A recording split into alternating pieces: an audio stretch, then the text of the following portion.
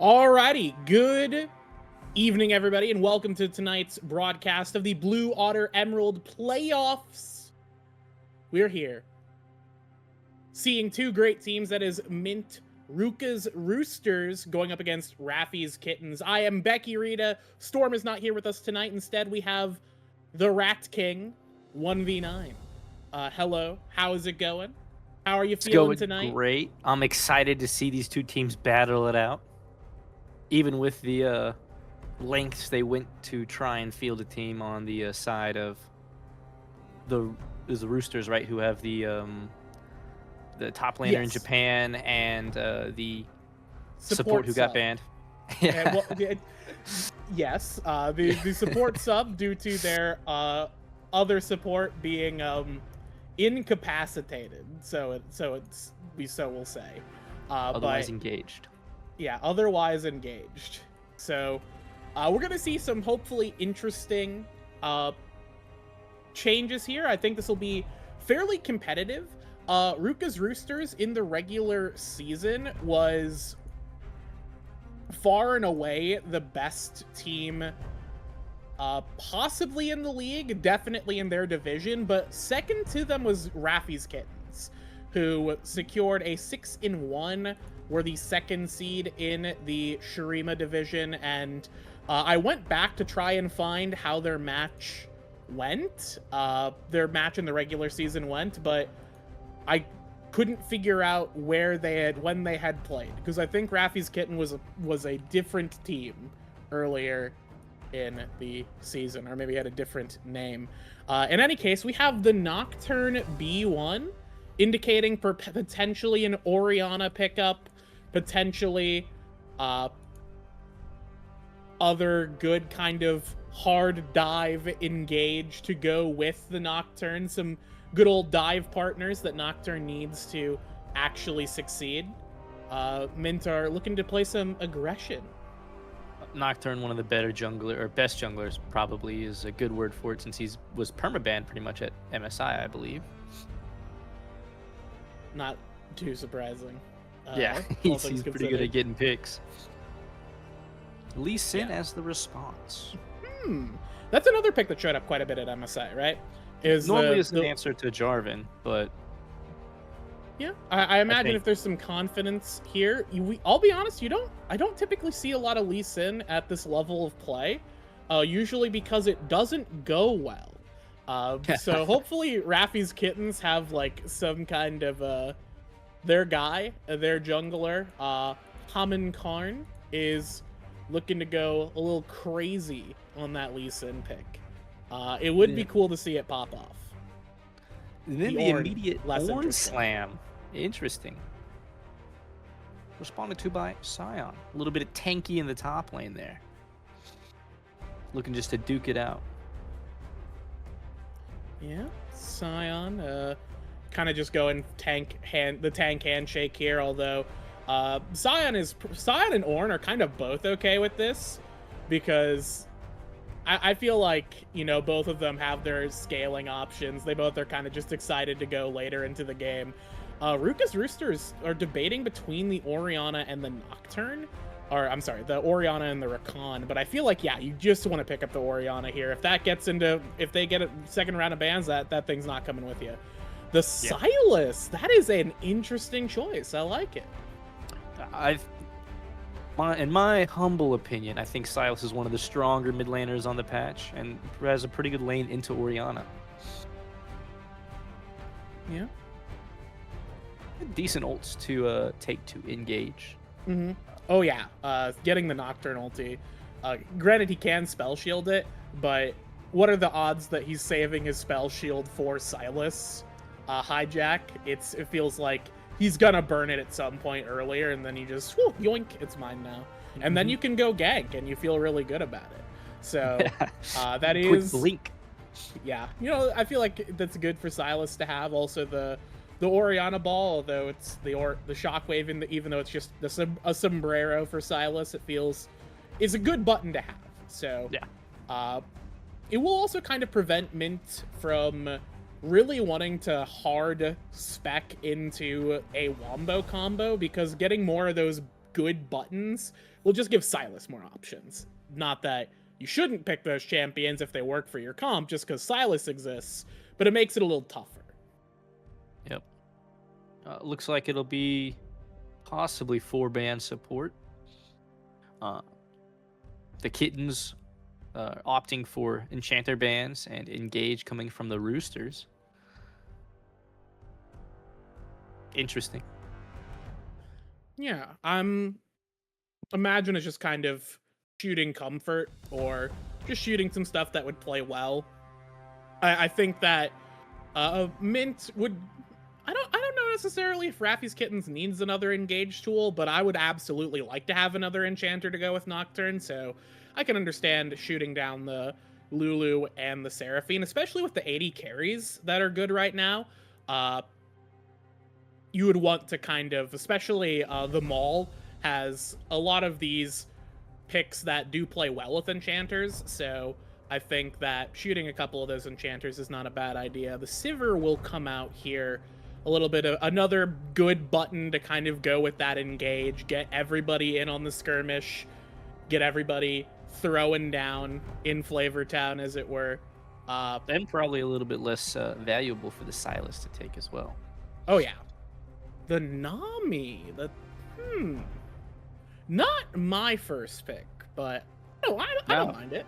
It's another if you good need a button. good enchanter. Yeah. Also good peel for Sivir against Lee Sin, as well as Sylas with the ult. Okay, the Caitlyn closes it out. So Caitlyn Karma, big poke, where we're just trying to we're gonna push you in for the entirety of the game. A little bit of an ambitious choice considering Nocturne is on the map. And, you know, Sion could go for a lane gank if he sees a good opportunity with his ulti. I've seen that recently, so, you know, it's always stuff to consider. But in any case, both these compositions, Mint have established a pretty kind of straightforward, I would say, composition in terms of what their game plan is, whereas Raffy's Kittens have a little bit more, I feel like, maybe a little bit more disconnected. I don't know how you feel. I think it wins pretty standard, except for the Sylas pick. Whereas, you know, you have a standard front to back kind of with the Roosters, and then Nocturne can dive. I mean, I guess they're kind of the same though, like that. Because, you know, you have Caitlyn Karma for the front to back, Lee Sin, Sylas to dive. I don't know. I'd honestly say they're both kind of standard. Yeah. There's no okay. just tank for the front line. I feel like they both kind of want to do sort of the same things. I guess the way the lanes play out, you know, you have Caitlyn Karma we're playing for Prio, and Sivir's just trying to scale and farm. Mm-hmm. Yeah. Which team comp do you prefer? I would say I'm not a big fan. I don't know if Lee Sin's going to be the sauce here. I feel like the rest of Raffy's Kittens comp kind of just doesn't necessarily play with the Lee Sin as well. But granted, this is a champion I just don't see that often. So it's hard to, outside of like watching pro play, but I'm not, that's not for me. That's not my domain. I don't know what they're doing up there. But it feels like that's kind of the pick where I'm like, I'm little less confident in it, but because of that, I think I'd rather have Mint's composition here. I like Nocturne Orianna. It's a classic combo. I like the Sivir as a scaling option here, a kind of inevitable threat later in the game.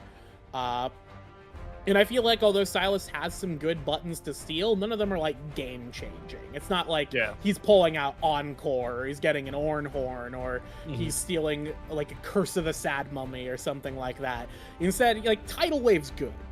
You know, Nocturne ulti's good.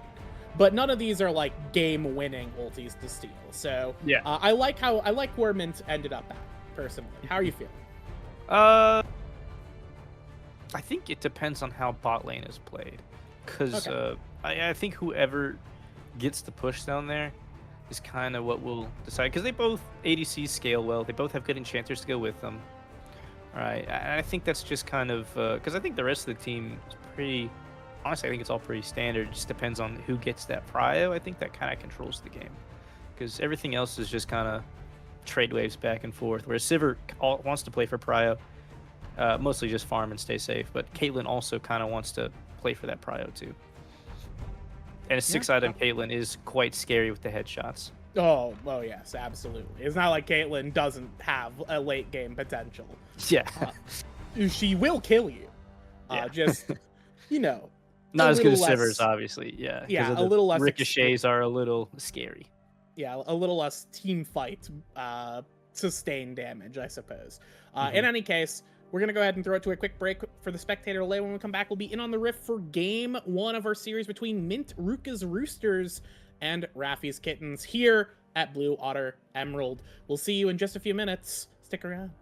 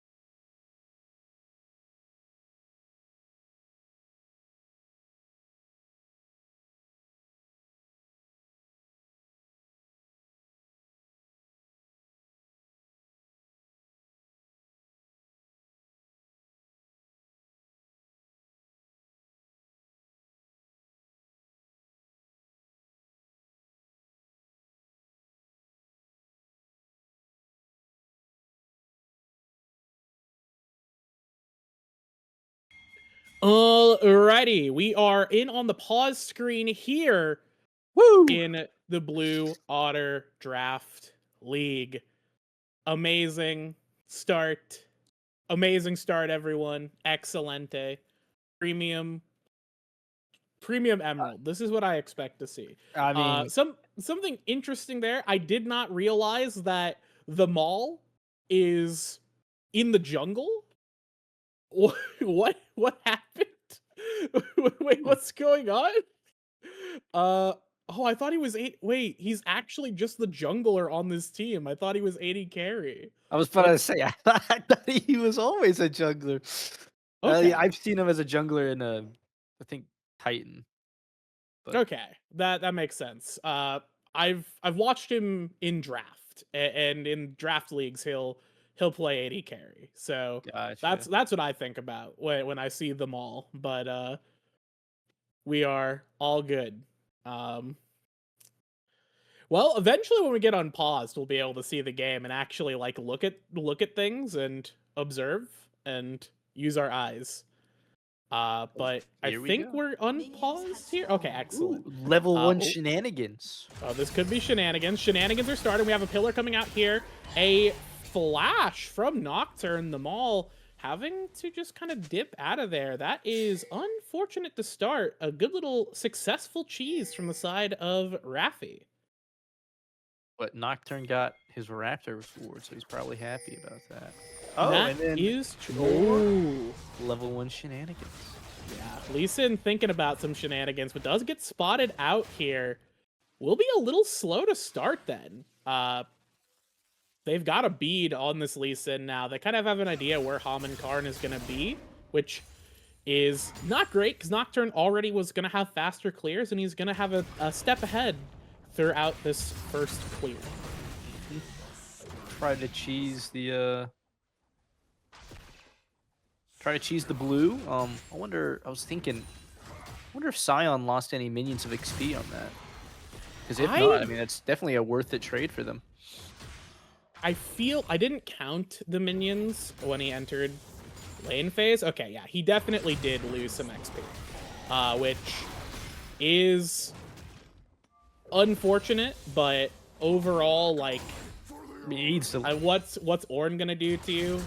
I mean, the level lead. They're even levels, so I guess it doesn't really matter now. It's just, or even health, I guess I should say, and level now. Yeah, both trading with Grasp too, which is not too surprising. They're two tanks beating up on each other.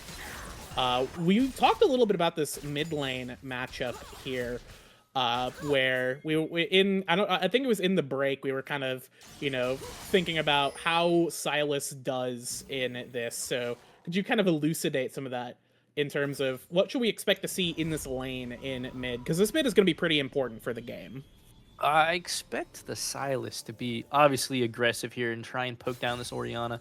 I feel like that should probably be the biggest focus. Oh, yeah. As he just almost one-shots her with an electrocute combo. Yeah, I feel like that is where red side gets its biggest advantage, is trying to kill the Orianna and snowball this Silas to where, like, not having the greatest ultimates will allow him to run the game. Yeah. The shiny Sneasler here in the mid lane.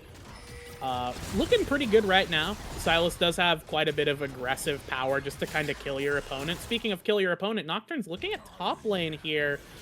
Should just be able to walk up. That is going to be a flash blown, a trade of flashes. A little miscommunication there from Espada. That 200 ping difference, I suppose, as CZK just walking out of there does have to blow flash, but that's a trade. Looks like despite having skipped had his clear delayed, Nocturne is still ahead in farm due to skipping the blue and Gromp to just full clear down, which I guess that's how he got the Ornn flash, but unfortunately it leads to a trade of flashes rather than an advantage. Yeah, and that's a little unfortunate, but Nocturne's still on good tempo here. We'll be able to start his re-clear unless Lee Sin has something to say about it, and it looks like he will, as he sniffed this one out, is going for those Raptors on respawn. That's going to be unfortunate for the Maul here. Just a little bit of a small golden XP injection. Meanwhile, down in the bot lane, unsurprisingly, Caitlyn Karma just shoving Sivir in here for right now, while she doesn't have any items or mana or ricochet levels or friends. Real sad. And quite the CS lead with that as well. Obviously, it'll be slow.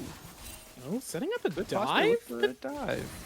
I'm not sure if they really want to take this dive. The Maul gonna tether Karn here. Smite will steal the big Krug, but that's not it's a lot of XP and quite a bit of gold, but the Maul still picking up quite a few of those little Krugs, so not losing a huge, significant portion of that camp.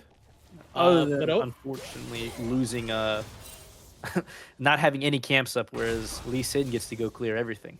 Oh, yes. That is going to be, I think, the big problem here is Karn has so much to do right now. He's got so many options, whereas the Maul might have to play a little aggressive, and I don't know if he wants that smoke this early. Especially with no mid-prio, looking for these Raptors could spell danger. Does have the smite, though. We'll just come up and take that. Eating the Lee Sin Q, but here comes the stun from Shiny Sneasel. This is just going to be a kill for sure, unless Flash is up, but we just save it. Knowing Lee Sin has the Q and Flash would just trade, not wanting to burn that. So the Maul trades his life for a big Raptor, worth or no. Yeah. Luckily, or I guess unluckily, no, it is not worth for the Maul. Not having anything to do may have ruined them a little bit. Got a little bored. Yeah, as a jungler, I know how that feels. If you don't have any camps up, your junglers got their hands all over you. Speaking of, Lee Sin throwing out a Q, gonna get the Flash and Ghost out of Monoxia, so that is not good for the Sivir, especially in this lane where they're already kind of in the struggle bus. The heal was also used by Zed, which is interesting, but I suppose that it's just kind of a free summoner. Probably getting the speed, perhaps. To add insult to injury, there is unfortunately a freeze for them. So they are not only down farm, but also cannot touch the whip. Yeah, I mean, it's going to be a little tough to crack this. Looking at some gold differences here. A pretty sizable lead for Koopa, unsurprisingly, with how this early game is supposed to go. That first kill for Karn as well. Sitting there, yeah, that's the gold difference there is entirely that first blood on that jungler, which is not so bad. It means the Maul is still keeping up in terms of CS, which means keeping up in terms of XP. We have level 6 on Nocturne now, and we should expect to see some action, with these Nocturne ultis, because that's the goal of Nocturne, right? Every ulti should do something, and you should use it as off cooldown as possible. Mm-hmm. Unfortunately for him, bot lane understands. Oh! Might have a little lane swap going here for the Grubs. Perhaps. Yeah, it looks like they're gonna head up. We've seen a little bit of this, right? In higher levels of play, where the bot lane just swaps up to top for the Grubbins fight. Just because it's such an important objective to get.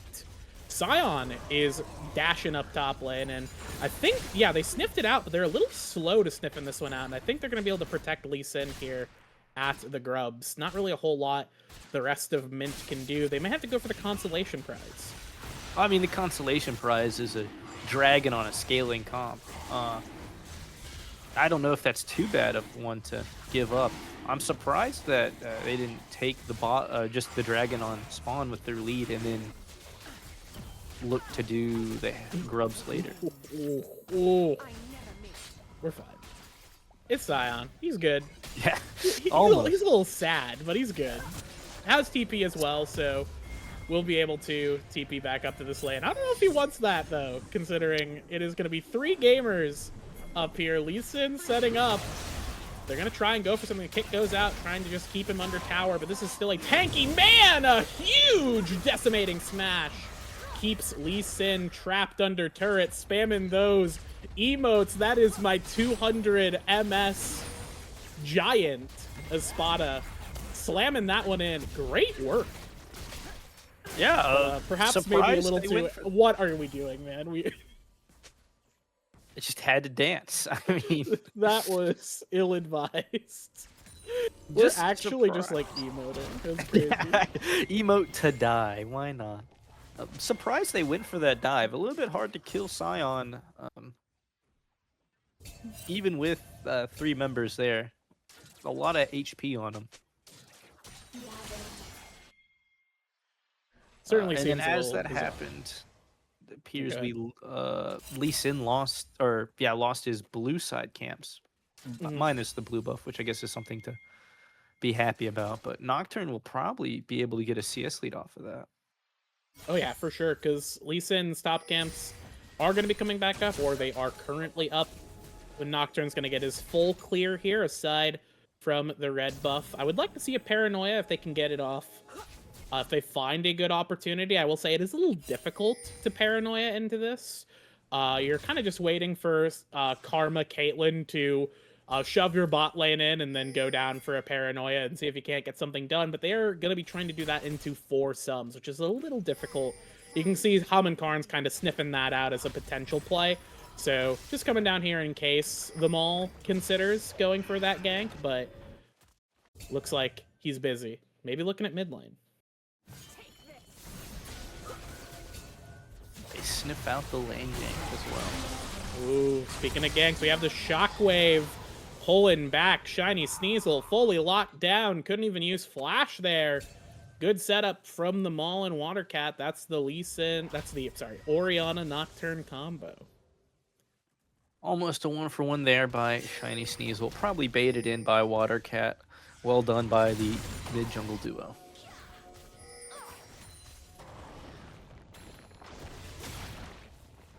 Up next, we have Dragon in 2 minutes, so not too much of things to do on the map for the time being with Nocturne Paranoia down. Yeah. Might just be a farm out till then. Yeah, just kind of... This is going to be a little bit of a slow part. I think we expected this game to be a little slower, playing around kind of these big buttons like the Nocturne ulti, especially for Mint. I feel like Raffy's Kittens could look for a little bit more with Haman Karn, but have kind of struggled outside of that first play on the Lee Sin to really convert anything here. I think that tower dive really kind of put a like a wrench into the plans that Raffy's Kittens had, and it really slowed Lee Sin down. And Lee Sin is a character that definitely still plateaus, even though he has his early game strength, his early and mid game strength. He only has a limit to how strong he can be in the game. So we'll see. Espada, is he going for demolishing, and just here it begins. The Scion nonsense. The proxy. Luckily, they took the grubs from him, so maybe this is what they were trying to prevent, the ability to take towers so quickly. That is a benefit. Also, we'll give him... we'll give him Prio for this Dragon if he takes a couple... or not Dragon, Prio, but... what's it called? Tempo to run down to it without having to clear so many waves. Whereas one will be harder to respond. Oh yeah, Orin's gonna... Looks like the wave will probably not neutralize here, as if that wave is gonna crash into the turret. Oh yeah, now this is looking a little worse for Raffys. The more I was thinking about it, looking at how things are going, yeah, it's not looking great for Orin here. We'll be definitely slow to this Drake, and this is a good Drake to get for Mint, since they did pick up the first one for relatively free in that trade. So they really want to get the most out of that, sacking the grubs to get that first Drake, and that requires getting the Infernal. Infernal, a pretty good Drake to get just one of, as Espada's going to be the target here, going to try and get locked down. Here comes the chain, rooted up. the rest of the team have arrived. A great shockwave tags 3. The paranoia is called, but Nocturne not gonna go in until the last second when he sees an opportunity. Here comes the tidal wave. The Scion goes in, but he's hitting nobody. 3-point field goal right there. As now here comes the Ornn. The stolen paranoia will turn the lights off for Mint, but they are not scared of the dark. They are going to force the rest of Raffys back, even though they dropped a gamer. CZI gonna have to flash very low. Hamankarn fishing for something, but doesn't have the kick. No buttons left for Raffys Kittens. Despite losing a player, this might be good for Mint. Never mind, here comes Silas. Did have the TP to get back to this. Here comes the fear. Should keep the Maul alive unless that is a Lee Sin Q landing. Here comes the slow. Trade of smite slows here as Shiny Sneasel just going to flash in and secure that. Up on the top, we did see the Karma go down as now Spada has returned to the fight. Hamankarn trying to potentially help Shiny Sneasel here. This is going to be 3 gamers on the Scion, but this is a very tanky boy, and Koopa doesn't quite have that big power yet. Watercat is here, has the shockwave again, so could look for that disengaged fight, but the Drake is still a juicy target here. Sivir shoving in the mid. What's gonna happen? Looks like we're just gonna disengage here. We're at a Cold War around this. No, I just go to Mint.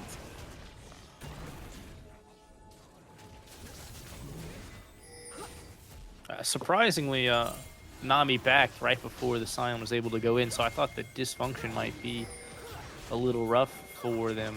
Oh, looks like Kins is still looking to contest. They're thinking about it. They do have the Ornhorn again here. It's gonna get called. It's gonna be a smite secured. Can they fight this one out? Paranoia's gonna go in, gonna go back in on the great shockwave combo. Gonna take out so much HP. Slaughter Hamankarn here in the front side. That Shiny Sneasel is a not very tanky. Drop the Eviolite somewhere, and it will go down as well. Nami gets a bead on her, but she is a-okay. Watercat 3-0. This Nocturne Orianna combo paying dividends. Or he keeps absolutely one-shotting the back line. Getting 2 ults off in that little exchange just because of how long it was. Oh, and they get the Rift Herald as well. Ooh, that feels bad. At least it's not like a Rift Herald with the grubbies, but it still feels bad. Yeah. I mean, I think if they know it's happening, they might be able to respond. They haven't reset yet, but I guess just going to grab the camps instead. Yeah, not necessarily looking. I always like to see Caitlyn's net to gap close because it's like the worst gap closer ever.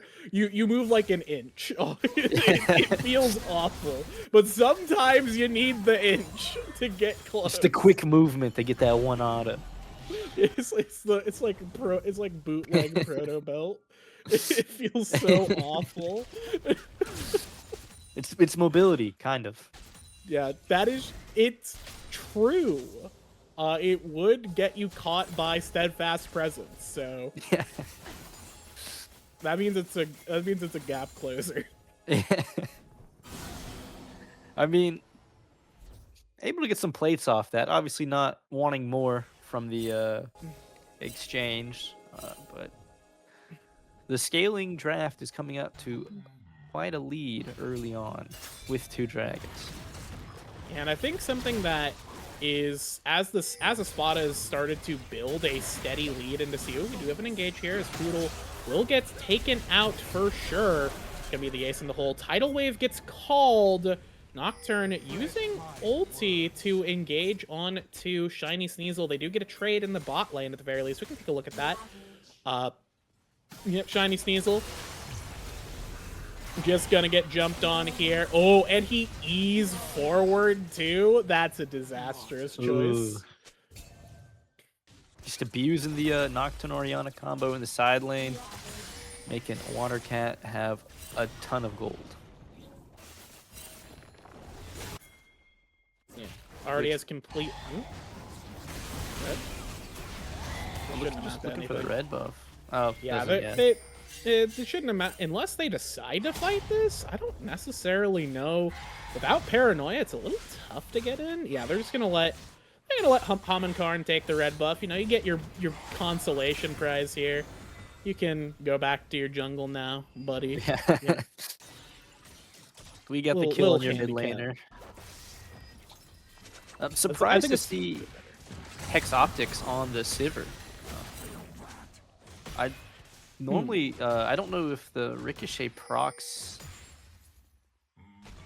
the auto attack, but I would need to read the ability. I feel like it would, because the Ricochet like bounces are still counted as auto attacks. So I feel like they would get enhanced, but I don't know. I don't necessarily know the science on that. Yeah, okay, it looks like not. It looks like no gamers are building this item on Sivir. That's what I'm saying. I've never seen this before, so that's why I'm a little surprised by it. Interesting. Yeah, no, I'm checking. I'm looking at the archives. You see some of it. There are some Sivir 1 tricks who've been building the Hex Optics, but it's like it feels like it's a rare thing to see, more so than a good choice. Maybe they're just thinking about, oh, they're gonna have to fight from further back, so maybe it's better that way. I don't know. I feel like you still would want to have the like the Yuntal. Or yeah. I feel like the Yuntal, just the attack speed would just allow you to get more ricochets off of it. We'll see as the Maul's gonna go for the engage right here. Tidal Wave gonna follow up, kick back. Lee Sin trying to stay safe. Monoxia on the side, cleaving through 2 gamers, but here comes Shiny Sneasel on the flank, stealing the sombrero, saying hello to Monoxia, claiming 1. That's going to be both bot laners taken out from Raffy's kitties as Espada looking healthy. That was a gamer move from the Maul to crash the Herald into Ornn Pillar. That's stuff, man. A little drunk driving accident there. You know. Yeah, can we give this guy a breathalyzer test? Or... Yeah. I don't know if this guy's sober. It's possible, or it could just be a continuation of the dancing on top lane as we lose our whole health bar. True. So Raffy's kitties here. They're at a bit of a deficit. A significant deficit, about near 5k. Oh my goodness. They won't pick that one up. Yeah, Spell Shield's just gonna secure that. What's the game plan if you're the Caitlyn comp here? To try and pull this one back, or at least neutralize the advantage that Ruchas Roosters have. Well, our strongest character is Caitlyn. Caitlyn already has the Masterwork Infinity Edge. Oh, we can't continue that as Caitlyn is no longer with us. Instantly taken out here on the front line. The Dragon Kick gonna send a gamer back. Hamankarn is still the target. We'll try and limp away here. We'll slow. CZI gonna walk out of that one as well. So, yeah, Koopa on the front line gets picked off instantly. This Ruchas Roosters roster is raging, ramping up. I was gonna say, keep Caitlyn protected and try and get her more gold and get that Orianna shutdown, but then hopefully she gets 6 items and nukes people. But she's instantly Nocturne ulted as soon as that happens. So I guess there's got to be a way to prevent the combo from hitting her, and I don't know how that happens with the spell shield. Okay, we have a fight on 2 fronts here, but it looks like only Espada will be rooted up. Shiny Sneasel on the other side of the fight, stealing out the tidal wave, but it's going to get chunked out as he's got no backup here. The rest of Raffy's Kittens were tickling Espada, you know, making that guy giggle. And now they're having to limp away. This is a 5-man squad. Here comes the paranoia, but it's clicking CZI. So not a whole lot comes out of that. Taking down Silas, though, could open up an opportunity to potentially crack this turret. Koopa getting a trade, though, which is good. I mean, the silver lining is you got Nocturne ult for basically free, and Koopa got mid tower and is getting plates as well. So. Oh, CZI. He thought they were... Actually, he should have known they were still there. They had a ward the whole time. Maybe just assumed Sion had used ult in the fight? Seems a little unfortunate. But I guess a punish there onto the poor Ornn. Just wanted to sit around top lane, protect it. He just wants to give out his items. Yeah, things get Just let bad him to give work. out his items. He just wants to be able to afford these items. He wants to be able to forge them. He's not got enough experience to do so. Needs to take a couple more internships or apprenticeships, I suppose. Ooh, 3K gold lead as well on a Spada. That's gotta hurt too. Yeah, this is the Scion in your nightmares. If you play into the Scion that you can't kill, he's actually just like a raid boss. The biggest bullet sponge you've ever seen in your entire life. It's this guy. It is, you know, that the power of the Scion pick is on display here. The train driver, as it were. I'm pretty sure. I actually don't know what this Scion skin is. It's the pizza cutter one, the new pizza cutter one. Oh, okay. Yeah, I've it just never has a seen chroma this on it, so you can't tell. You Okay, see how I was the like, decimating smash was a pizza? oh, it's got that's a chef's hat. Okay, I was thinking that was like a train conductor's hat, and I was like, is he driving a train? I thought that was Ornn, but Pretty similar. no, I see it now. I see the pizza. I get it. And then when he understand. resets, he throws a pizza. Oh, that is a dead gamer once again. Shiny Sneasel will just get fully locked up. Not even gonna flash. It's not gonna save you anyways. As a Spada looking to then potentially keep the play going, but not able to TP mid lane. close anything.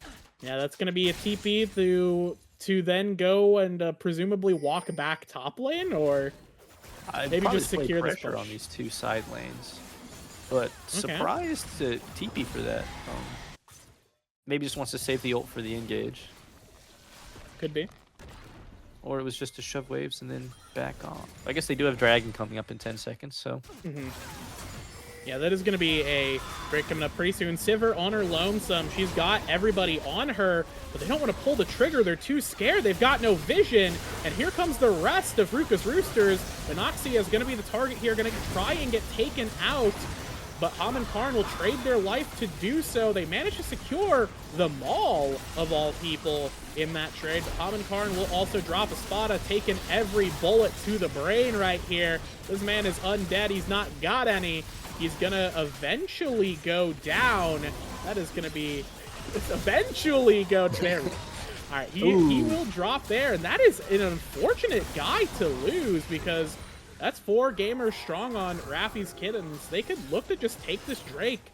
No junglers on either side, but the HP bars are favorable for Kitties, and it looks like, yeah, Ruchas Roosters giving this one up. Smart give, hard to contest without the smite, and without your unkillable front line, whereas they still have their Ornn. So unfortunate that, or at least for the side of Kittens, that Silas got that shutdown. Would have preferred to see it go on the Caitlyn, as she is probably going to be the biggest way to get back into the game. Yeah. But, you know, props to Koopa, still maintaining a slight gold lead over Monoxia, despite how sideways this game has gone.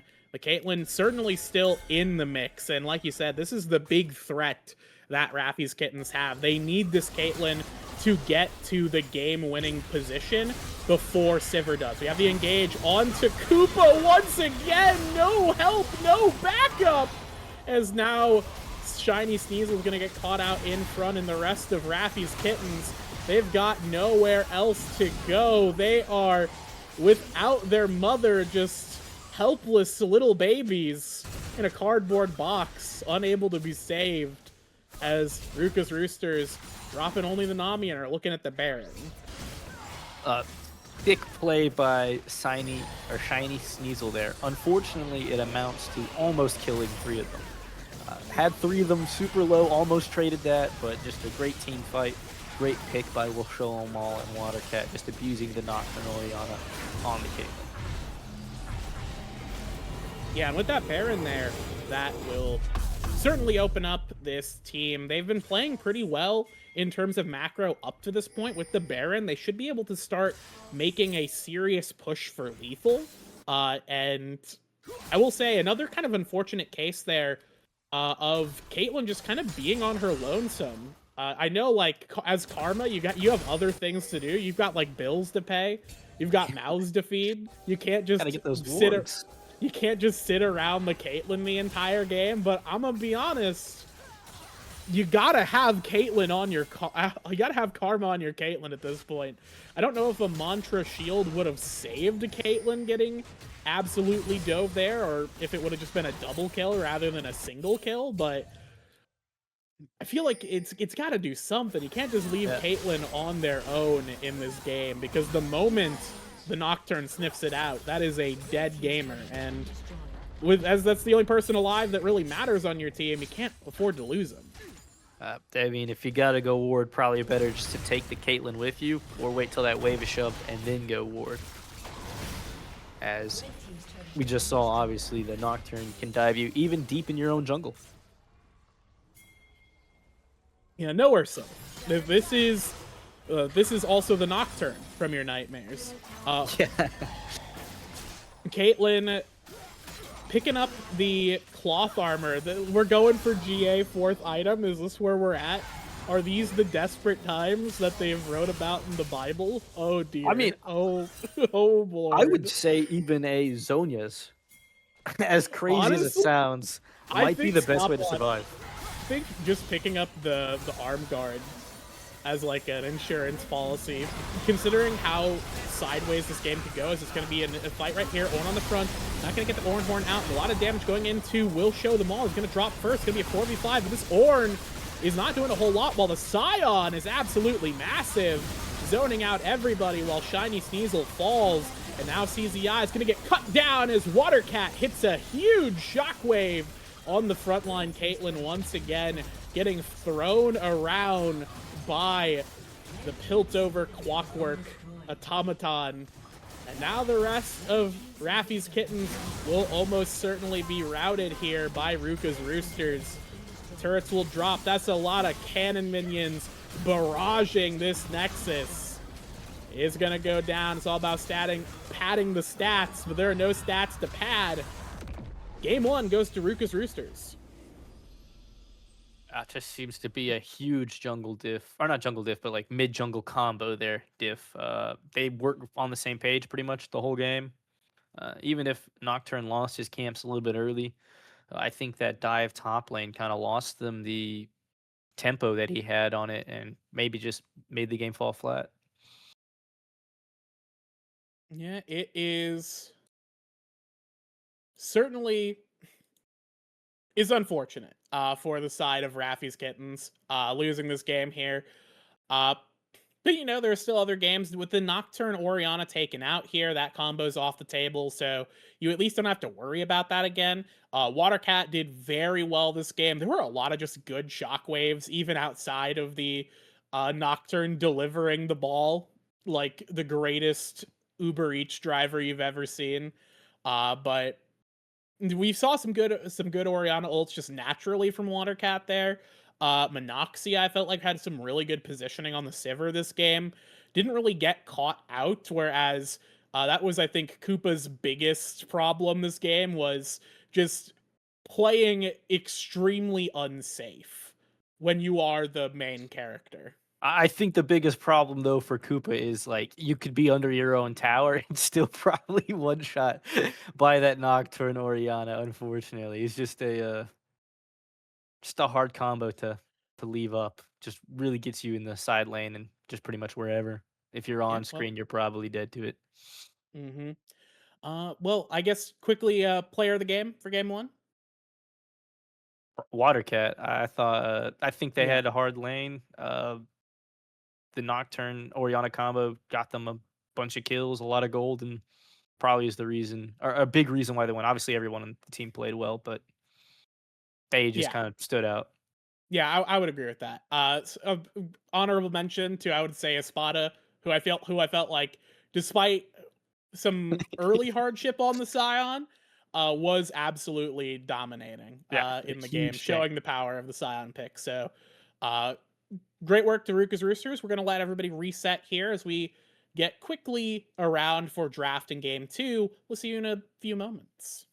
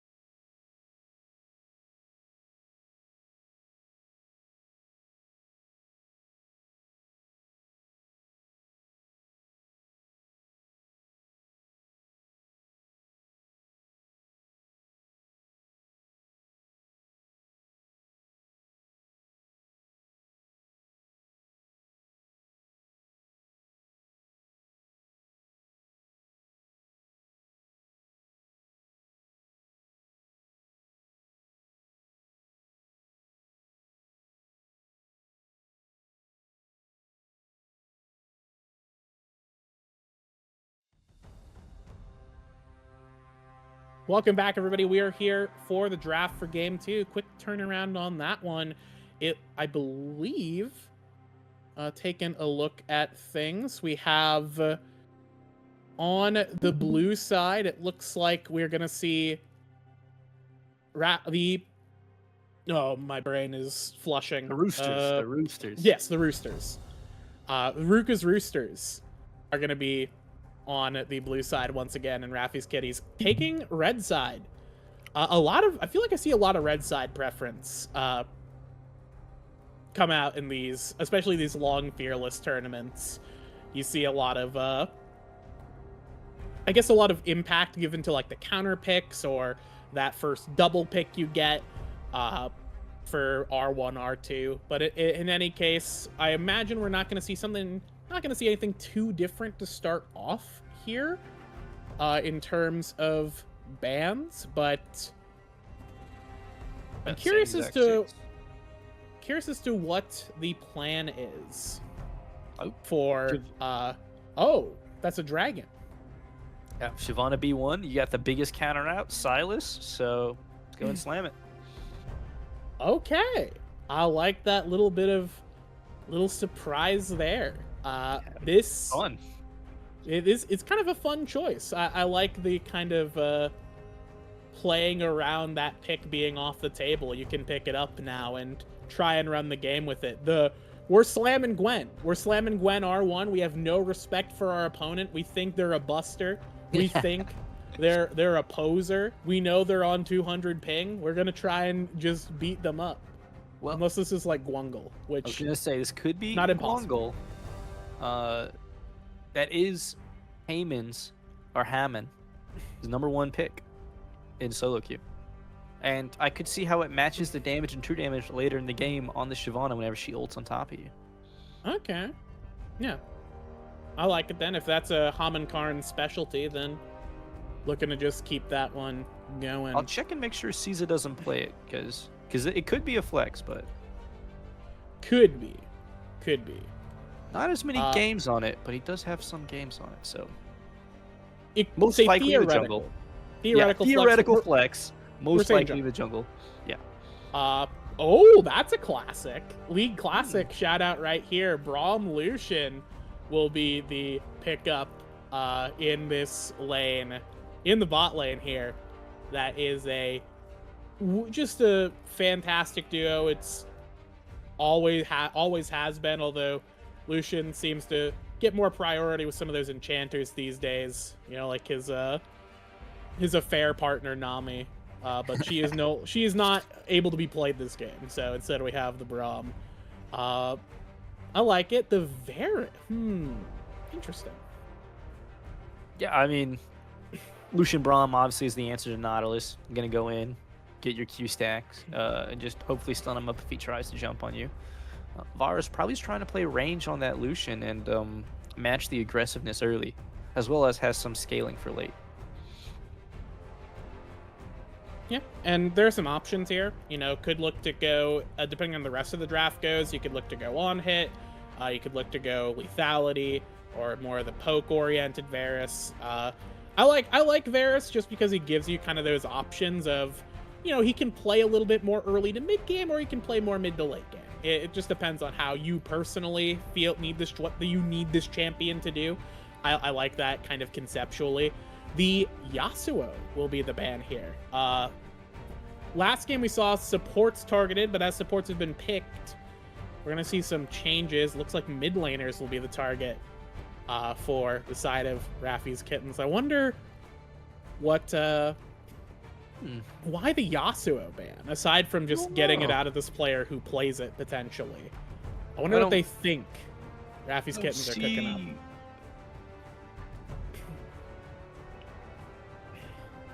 Zed was the support, correct? Yes. I guess Shiny Sneasel does have a couple games on it, but mostly it's played by the support of Kittens. So that's interesting. Maybe they planned to pick Gnar, and they saw Broken Blade do some crazy things. Ooh, okay. I like that thinking. Could happen. To see Yasuo support. Anyways, Cassante has been picked up here. A good blind. Just a solid blind pick. It gives us info that this is going to be Gwungle. So, kind of as we suspected, based on player preference. Now we get the counter pick, but having to blind mid lane. Looking to try and get the other mid laner some priority. Oh, Seshivana top? Could be. That could be fun. That could be interesting. I mean, it's either Shyvana or Zac top. I think Shyvana would probably be more fun top lane because I think Zac would bring more impact to the map and ganking early, whereas Shyvana is obviously going to try and get that 6 and just get as much farm as she can and be a late game raid boss. Ooh, that's actually, and this is kind of a meta game pick, but your top laner's on 200 ping. You pick him something that doesn't have to execute. You just give him a champion that kind of just right clicks. I like if that is gonna be the Shyvana top. Now that I'm thinking about that angle, it makes sense. It's kind of like a smart heads up choice, playing around life itself. That's how you know you're draft experts. As now we're gonna see what we get. The counter pick here, Hui. Oh, that is Galio. I've seen the solo Q stats on this a lot, and Hui normally kind of beats up Galio on that. But there is kind of is there even heavy magic damage for it? I mean, kind of. I think Lucian and Shyvana do mostly physical, but Zac and Hui have some magic damage, so if the Zac is jungle, it gives you some protection from that. Yeah, alright, well, we have our two compositions assembled here. Still two very normal compositions. We haven't gotten too weird yet. A couple of spicy picks coming out from Ruchas Roosters, or perhaps pick more uncommon picks. Yeah. We're not getting into we're not scraping the bottom of the trash can yet, but we are, getting a little experimental with it. So how are you feeling for this game? Which comp you favor? I mean, once again, I think they're both pretty even on comps. I'll probably lean to the side of Roosters, just because I think they're having a little bit more fun with the dragon. Though I do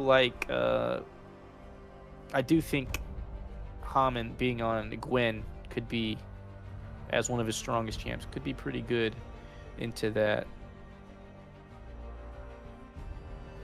You? I would like to give it to. I think kind of the difference maker here for me is, uh, I'm a little. I always worry about this when I see Galio. Do we have enough damage? Yeah. Galio is a good champion. He's got crazy buttons. He lanes very well into these kinds of mages like the Hui, or at least reasonably well. Uh, but he doesn't do anything in the late. And once all of our champions are assembled, everybody's got this high power. And Ruchas Roosters, they've got Hui, who has a lot of power. Lucian, not the biggest like late game damage dealer, but still very strong. And Shyvana as well as kind of a late game win condition. Ruchas Roosters, I feel like, have a good amount of damage spread across the game, whereas Raffys Kittens are putting a lot into Haman Karn is just going to steamroll you. And hopefully, if not Haman Karn, then Koopa will steamroll you on the Varus. And to be fair, possible. Very possible. But I would say I have to say that whenever I see Galio, because he always lowers the damage profile of whatever team composition he's in. In this case, you know what? I'm gonna get. I want to believe in the Gwen. I want to believe in Gwungle. I think that Haman Karn's gonna have the sauce this game, and we're gonna see the Galio pick pay off. That's my take, at least. I think they have the late game damage with the Varus Gwen, assuming Varus goes on hit. I think picking the Galio means he does have to, if you have those damage concerns, right? Yes. Yeah, you I don't know if you can go poke, and considering who you're playing into, you absolutely do not want to go poke at. Yeah, especially with that Zach. Yeah, you want to cut down these frontliners who are going to try and kill you to death. In any case, we're going to go ahead and throw it to a quick break. When we are back, we'll be in on the Rift for game 2 of our series here in Blue Water Emerald. Stick around. We'll see you in just a few minutes.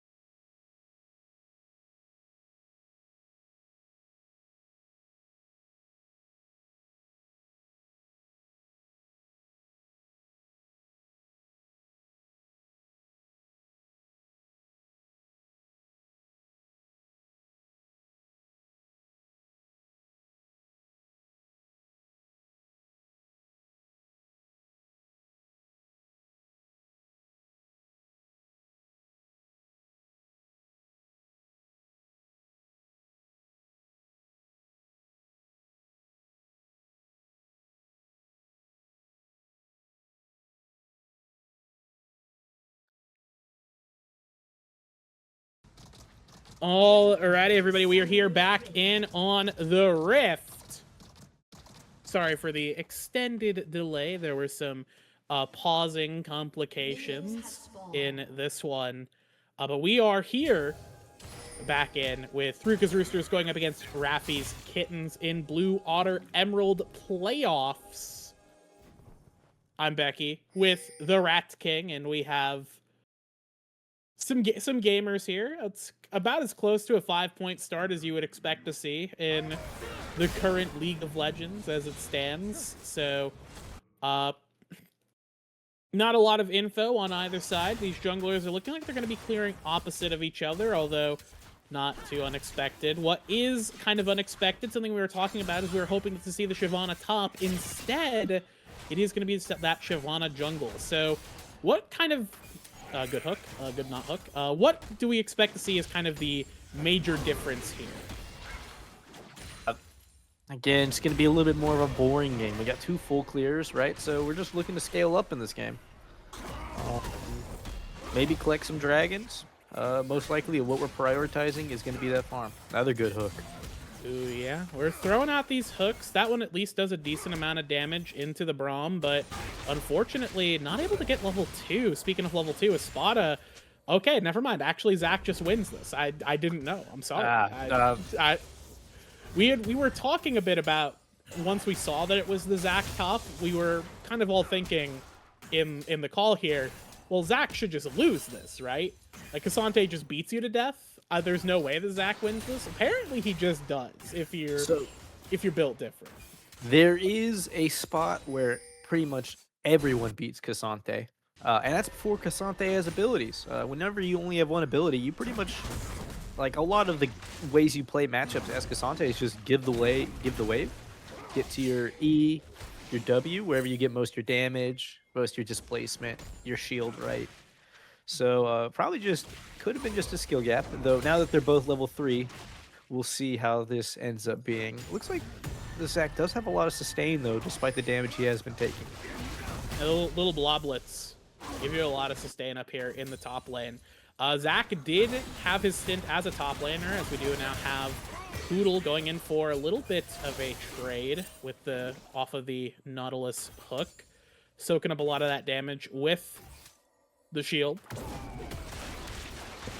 But yeah, no, Zach doing quite a bit up here. But yeah, no, the bloblets. Zach used to be more of a top laner in the olden days, when his stretching strike used to not like be an ability that did things, and instead was just like a damage dealing ability, which was very strange. But you would just kind of put him up top lane, and he was just a big dumb tank. And I imagine that's what we're gonna see here. Big dumb tank who never die and never leave lane. But yeah, kind of slow game. The axe is gonna be here in bot lane. Ooh. Okay, we do have a little bit of a trade. 2 trades. So many trades. Never mind, CZI might die here. Ooh, that is a lot of scrapping going up here. Much more even than anticipated, definitely, on this matchup. Yeah, and in the bot lane, you see them considering recalling. So, I mean, it looks like Koopa and Zed certainly have the HP lead. The Maul is around, could potentially loop around. They don't have vision, but I think, yeah, they're just going to try and reset here. They kind of suspect that, okay, Shyvana should be around here. Let's not press our luck. We're going to just be gone. We're going to get out of dodge. And as our AD carries just kind of look to get their first backs in. Nothing too earth-shattering here. Ham and Karn might look for something. We do still have Zach passive, I think. Yeah, we do. CZI gonna go very low. He should drop, but now it's gonna be Zach passive. Never mind! He secures his passive with the Let's Bounce knockback flash away. Ham and Karn caught off guard.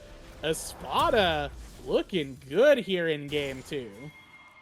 Maybe we have to reevaluate how we see top lane matchups, because just an easy bait, or almost easy bait by Caesar. Obviously, Spot is able to just heal up, get level 6, and just bounce out, and Kar's left hanging. And they lose the the dragon too, as well as the kill potential on top lane. Yeah, losing quite a bit here around the map. That early Drake going over to Shyvana, I know she isn't reliant on the Drakes exclusively anymore, but, you know, it is... You do still want those large monsters on the Shyvana for sure, as she will pick those up.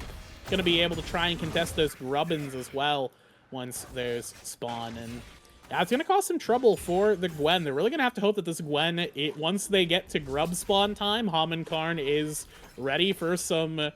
to throw down a little bit here, and does have the blasting wand, so should be at least a little bit dangerous by the time that the grub spawn.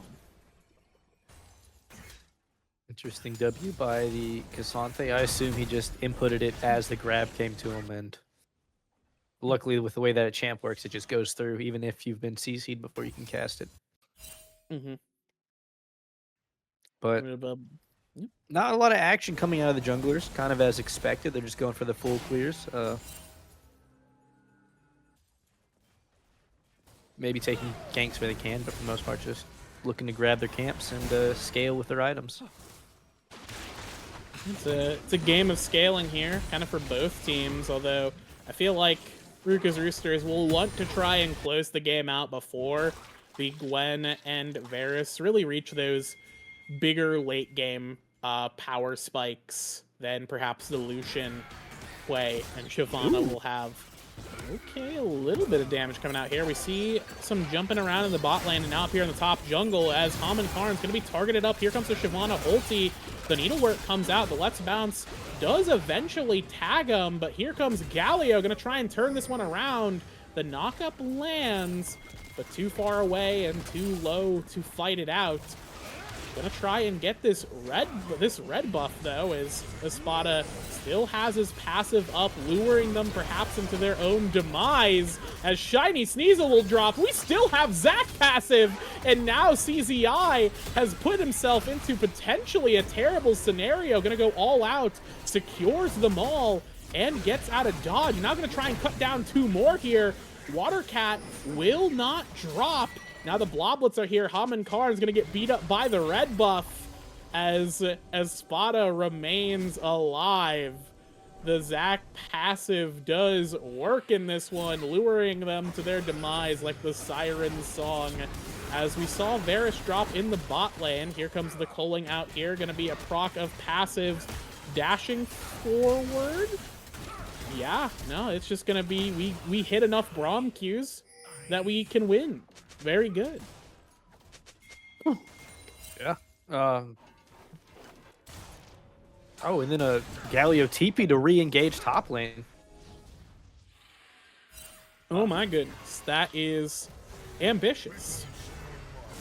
Watercat will get taunted out here, but Karn dies top lane. Oh, okay. Okay. If Watercat had gotten out of there, I would have alt F4'd. That would have been... I mean, that would have been... Oh, you're already down 2K at 8 minutes. Had it gone any worse, it might just be time. Especially with that solo kill happening in the bot lane. Ooh, yeah. Unfortunately, you know, Galio did pick up a kill. Unfortunately, Galio picked up the kill. Yeah, Galio is the... Galio Cassante are the people with kills in your game, so you're probably not feeling too excited about where the gold is being made up in that gold difference. Yeah, and man, Espada looking great in this one. As Zed's gonna walk forward, get punished by the Braum. Chains of Corruption goes out. We'll tag both. Okay, depth charge goes out. Can't really close the gap though, and now that the Maul's here, we have the ulti down. The Needlework's gonna try and cut through the back of them, but can't close the gap there either. This Braum, Poodle doing great work to keep Monoxia safe. Yeah, I think Espada and Poodle are definitely... Oh, Culling comes out to just do the wave clear. Are definitely pulling their weight in this one and being forces. You love to see it. You love to see that kind of action as the Grubbins are on the map. will almost certainly be the target here. Can very easily get pressure in mid and top. Push in. Watercat has the Blackfire Torch completed. It's gonna be our first big completed item here on the map for that Hui. Not opting to not go for the boots, but also I suppose maybe you're not expecting to be targeted at this point in the game, so you can sack those boots just to allow you to fight this Galio a little bit easier, who otherwise is a little tough to move. Galio holding on to, looking for that Proto Belt. Did also get a Null Magic Mantle just for emotional support and presumably Merc Treads. Hoping not to get poked out too much. Grubs are not clicked. Everyone's just gonna go take camps instead. Maybe play for the dragon, I guess. That's interesting. I feel like there was a window there for them all to just pick up the grubs for free. But yeah, maybe just wants to just wants to right click the dragon, knowing that Hamon's top camps are up. Just sees a window for that and just wants the dragon stack. Okay. Probably without the Scion, or without having to compete against the Scion. There's not as big prio for it because the side laners aren't really there. Like, Zac doesn't take towers all that well. Okay. Cassante, Hui, Galio, right? So it's more the it's more of just a consolation prize rather than a target they want. As we see, Not much. Not much, yeah. Yeah, and it will be, now that you kind of reason it out that way, it does make sense then that there's not a lot of priority on the grubs, because you don't really have to worry about it either of these two teams doing a whole lot, but with the grubs at least, so neither team going to get the 3 grubs. They're just going to enjoy their, splitting kind of this little chicken dinner between each other. Sharing is caring after all. Be friends on the Rift. Yep. It is part of the Always Summoner's eat your Code. grubbies. Yeah, everybody gets a little taste. As right now, Sizable gold lead in all lanes, pretty much. yeah, it is looking up for Ruchas Roosters, but we also did kind of suspect that Ruchas Roosters would be a little bit stronger in the early game, with especially not necessarily in the places we expected, I would say. Yeah. The Zac may have been a little bit of a surprise, but we certainly expected Minoxia and Poodle to be pretty effective down here. They're gonna have to contest a lane gank though. Ward's gonna go down there. Haman Karn sweeping out. Knows they're not spotted. We just, push this one in. The cuddling comes through as that's going to be a lot of damage. Now Haman Karn's going to go in, trying to follow up that depth chart. The Braum Shield negates a lot of that damage, but here comes Shiny Sneasel pounding the ground. But the cavalry has arrived as the Ruchas Roosters revel in this fight here, looking to just keep it going. Not able to connect the stretching strike, though, as the flashes are blown. Goes in the gap. Here comes the flashes now. The Let's Bounce going to try and stop him, keep him from moving away. Espada does have the Zac passive, but will go down under turret, so almost certainly will drop. And that's going to be a pretty big shutdown going to the Varus. Huge there, and walking through turret, I suppose we just don't care. And I guess we shouldn't have cared. But a little bit too much action for the Ruchas Roosters. Yeah, surprised to see the Zac TP there, though. Love the energy from Espada to try and get that get in on that fight. But seems like his team had it, and then he just takes it too far. Probably not wanting to burn the TP for nothing. Dies underneath the tower, unfortunately, and gives a shutdown to the Varus, the scariest, or one of the scariest people on the team for Kittens, next to the Gwen. Yeah, and speaking of, the Gwen has completed that Dusk and Dawn. The Varus did complete the Static Shiv, so all of our gamers here on both sides do have their first items completed. Relatively even in power, at least for the time. Drake up in about 2 minutes, so still a little bit ways away before there's anything really worth fighting for. The Herald will spawn in about 30 seconds, so that could be something one of these teams look for, but Similar to kind of the grub question, I imagine it's sort of, is this really worth it unless we just kind of don't have anything better to do? Uh, Yeah. Maybe cracking that mid lane, it might be worthwhile to have, or cracking one of these side lane outer turrets just to open up the map a little bit could help.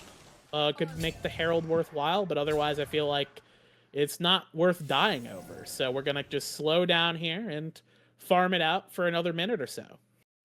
Yeah, probably just want to look to set up this dragon. And I guess everyone resets at the 1 minute mark right before it, and probably look to take this dragon fight. And it looks like after that kill that Varus got, the gold lead has shifted into his favor as he has more components. Or yeah, that shutdown was able to propel him ahead of the Lucian, who up until then I think had like what a 500 gold lead. Yeah, it certainly had a gold lead, but now is able to, cross that there. I'm gonna be a little sad if this bonus blue despawns. I'm watching it to see if Galio goes over to it. This is a public service announcement to those of you who play the game. Please pick up the bonus buff. Like, don't make me have to add. Don't make me have to beg for you to go over. It for a reason. No one wants it. They gotta buff it. There's so like they need to have like a big like arrow pointing to it that just says pick up, please. You're making the junglers upset. As a joke, why we healed? We healed? Well, we gotta stay in lane. We gotta stay in lane. This comes the drag fight. Okay, we're gonna fight this one out. Espada getting caught out a little too far forward, a little too ambitious here. The Chovy Belt gonna try and close the gap, but that's a lot of damage coming out from the Hwei on the backside there, as chunked out heavily. Haman Karn and Sneasel are. CZI on the front. Meanwhile, the ball just absolutely shreds the Drake. No regard for this scaly brethren. That's 3 Drakes here. This is a soul, a very early soul potentially for the side of Ruchas Roosters. And not just any soul, the Hex Tech soul. One of the best. Arguably the best. Yeah, right up there with Cloud Soul. Hard to run away from them once you get tagged from one auto on the wave. So probably not what you want to see. Yeah, and especially, however, yeah, go ahead. The ADC has cut up in gold, and the gold lead has diminished. So you are probably able to play this third dragon. Oh, as you see a fight almost breaking off his Herald. Yeah, the Maul does have ulti charged and ready, so we should be able to see that here. The Shyvana taking the Blast Plant, looking to try and close this here on the other side of this fight. Galio's looking to for Ruchas Roosters are the only gamers left alive, and this Herald will almost certainly now be cleaned up by Raffys Kittens. I mean, you're probably sad to be down 3 dragons, but you're probably happy that your Varus is getting all these kills. Your one avenue back into the game is starting to get you back into the game. You're winning a fight there. It just seems like Espada's going in a little too early on a lot of these fights. Yeah, I suppose it's just like, the thing is when you're, and I said this in the Emerald chat, if you are 200 MS ahead of everybody else, it's like you're not lagging. Like mentally, if you're playing 200 MS ahead, you don't have a ping deficit. It's math. Yeah. The math is right there. But perhaps as long as you're going in that much sooner.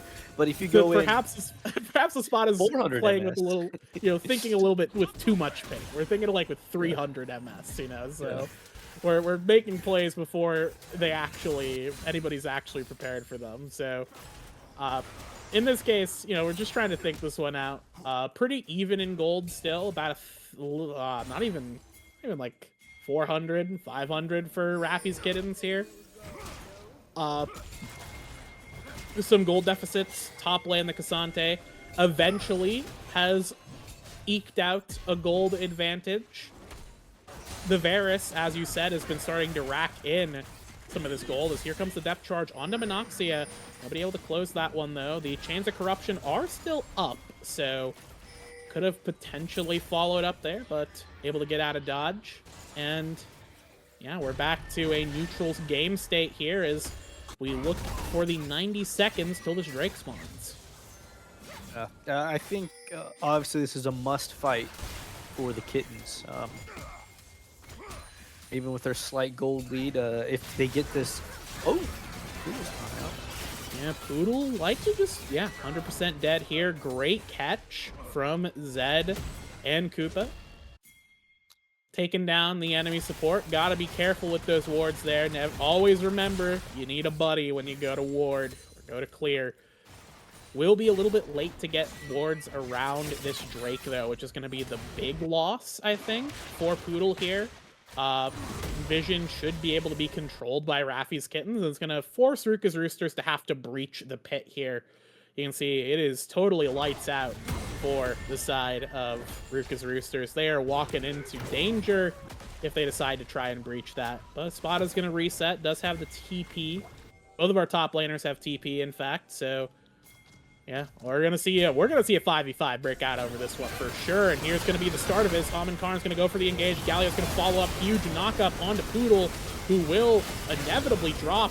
But now the Maul able to go in, but not able to get follow up on it. Here comes the Let's Bounce. They managed to get one. The healing keeps the Shyvana alive pretty long, but not quite enough. Going all out. CZI going to try and cut down Watercat here. One carry taken out as Minoxia is going to try and dip around and dash around and duck through this one. Here comes the depth charge. CZI and Zed, they can't get onto the Lucian. And Cassante having to turn off the all out. That is the damage taken away from Raffy's Kittens here. Lucian and Braum, this is going to be the Drake. 7 seconds on Karn. It is a Hextech Rift, so the gates are up. Here comes Koopa through the gate. Does have the Chains of Corruption. Pulling goes out. Engaged from a Spada. Does not land onto anybody. Chains of Corruption connects onto the Zac. Not able to finish that one out, though. Gonna go into the Bloblets here as Poodle drops once again. No buttons left on this Braum. And now a Spada's gone. And never mind, the Drake will go over to Raffy's Kittens. But now we're going to see the fight continue with Watercat. Going to be the target here. He's just away. Throwing out the Spiraling Despair. Picks up one, but is going to despair himself as the Drake was disengaged from. As Karn wants to try and cut down the real dragon on the rift, the Shyvana, the half dragon, I suppose. The needlework piercing through the hard shell of Will Show Them All, cutting those parts, breaking them off, not cutting the tail, though. That's going to be one missed carve on that one, as the Drake will get picked up by Raffy's Kittens. With the vision in mind, the one thing I wanted to see from Roosters is that they or Ruchas Roosters, my bad, is I think it would have been better if they had just gone to the Baron, because they had no vision. They already had Soul Point. I think fighting that was kind of a mistake, because all of the vision control you assume is around the dragon because you guys have Soul, or you guys have Soul Point. Yeah, I suppose that is kind of something I didn't consider there. I was certainly thinking like, well, we need soul, we need big soul, but yeah, absolutely, you could have looked to trade it. I think they're just worried that their sustained damage is a little bit low. They get caught under this Baron pit. You know, Galio gets a taunt on them, or Chains of Corruption go out. A little bit rough. We have a Finchy Herald here from Karn. Gonna try and drive that one to success. Gonna use it for the CC. Knocking up two. Will Show Them All. Will drop from the Gwen damage. In the front, the Spada's gonna get turned into a pincushion by Koopa, as the Varus is very strong in this one and is tearing through these tanks. The nice little Battle Herald coming out. Continues with it a little bit. Yeah, we're gonna crash this one properly, and we're not gonna use it for the CC. Although it is very funny whenever the Herald is used for the knockup. Anytime it happens, I always pog a little bit. A little Battle Herald. We don't really care about the towers, it's to win the fight. And they also still got the towers, so it was that was a very powerful Finchy Herald. One of the best I've seen. But Varus pulling ahead on this gold lead in the bot lane. Yeah, this Varus is huge. Yeah, 2.5K up. This gamer is absolutely... This is the late game Varus. This is that power that they really needed. And fortunately, it is going to pay out here. because they needed this guy to be online, because otherwise trying to cut through the Shyvana and Zac was going to be impossible.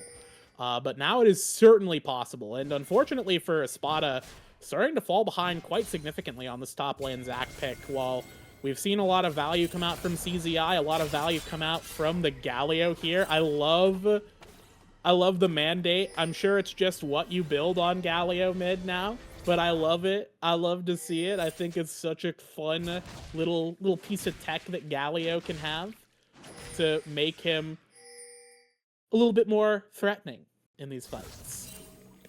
Yeah, I mean, with the buffs they just had come out last patch, definitely a strong item for anyone with CC to take.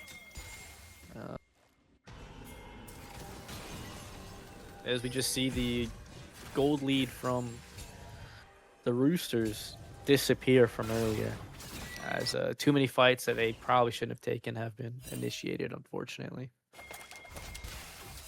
Perhaps a little bit too, just kind of over-ambitious, or maybe just kind of disconnected. You know, they won that first game. They were winning the second game for a while here, pretty significantly, and then they just kind of got a little overconfident, perhaps. And great hooks also from Zed to catch out a lot of people. Really makes the contest that they want to do hard to where they won't change their plan, probably. So, yeah, it certainly becomes difficult, and we are at an impasse once again. Drakesol or Baron? Yeah, 1 more minute. What do we do? This time they have the ability to set up vision as long as they don't get picked here. Though it is very dark and hard to walk in as Poodle gets hit. Yeah, Poodle's going to get hooked up, locked down, almost certainly going to get taken out. Never mind, Omnicorn's going to get exhausted in the front. There's a great stun by the Zac, but where's the damage going to follow up? Shyvana's going to dive in with them, but on the backside, Karn's chopping through the rest of Ruchas Roosters. Now it's just the Shyvana on their lonesome, and Watercat couldn't even participate in that one because it was already over by the time they arrived. Now, that's a 5-for-1, and Raffy's Kittens, they don't have to make a choice. They go for the purple worm, likely get the dragon as well.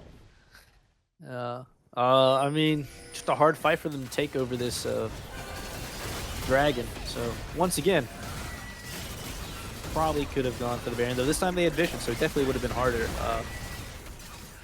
I think Zed is getting some great picks once again, and that is what's kind of been the difference here with Nautilus just being such a great pick. Absolutely. And we were kind of, you know, you pick Braum into the Nautilus to try and punish these kinds of hooks, at least in lane, but Nautilus just has good buttons. That the thing about the Nautilus champion is he has CC on 3 of his buttons and his passive. Well, he has more CC than so many other champions. It's just, if he gets his hands on you, you are dead. Especially with the follow-up from the Gwen and, you know, the Chains of Corruption following up from the Varus. It's really just kind of a well-assembled machine here for the Varus to succeed. And the Varus is certainly succeeding. On that 4th item, has picked up the Demon Helm, the Jock Show, the favorite 4th item of all these on-hit characters. It is a fantastic little tech option to make you so powerful in these little fights, as we will pick up a turret here in mid and top. But we are giving over quite a bit. It is only just a little bit of gold traded back here, but there aren't any pity bounties on those because the game is still a little too close for that, as the siege continues on bot side. Surprisingly, I feel like 7K would be the threshold for those pity bounties. Oh! Yeah, here comes the engage. Gonna try and fight this one out through the Baron here, as we're gonna see a lot of CC come out, but not a whole lot of damage to follow up. Karn taken low, but Koopa stays healthy.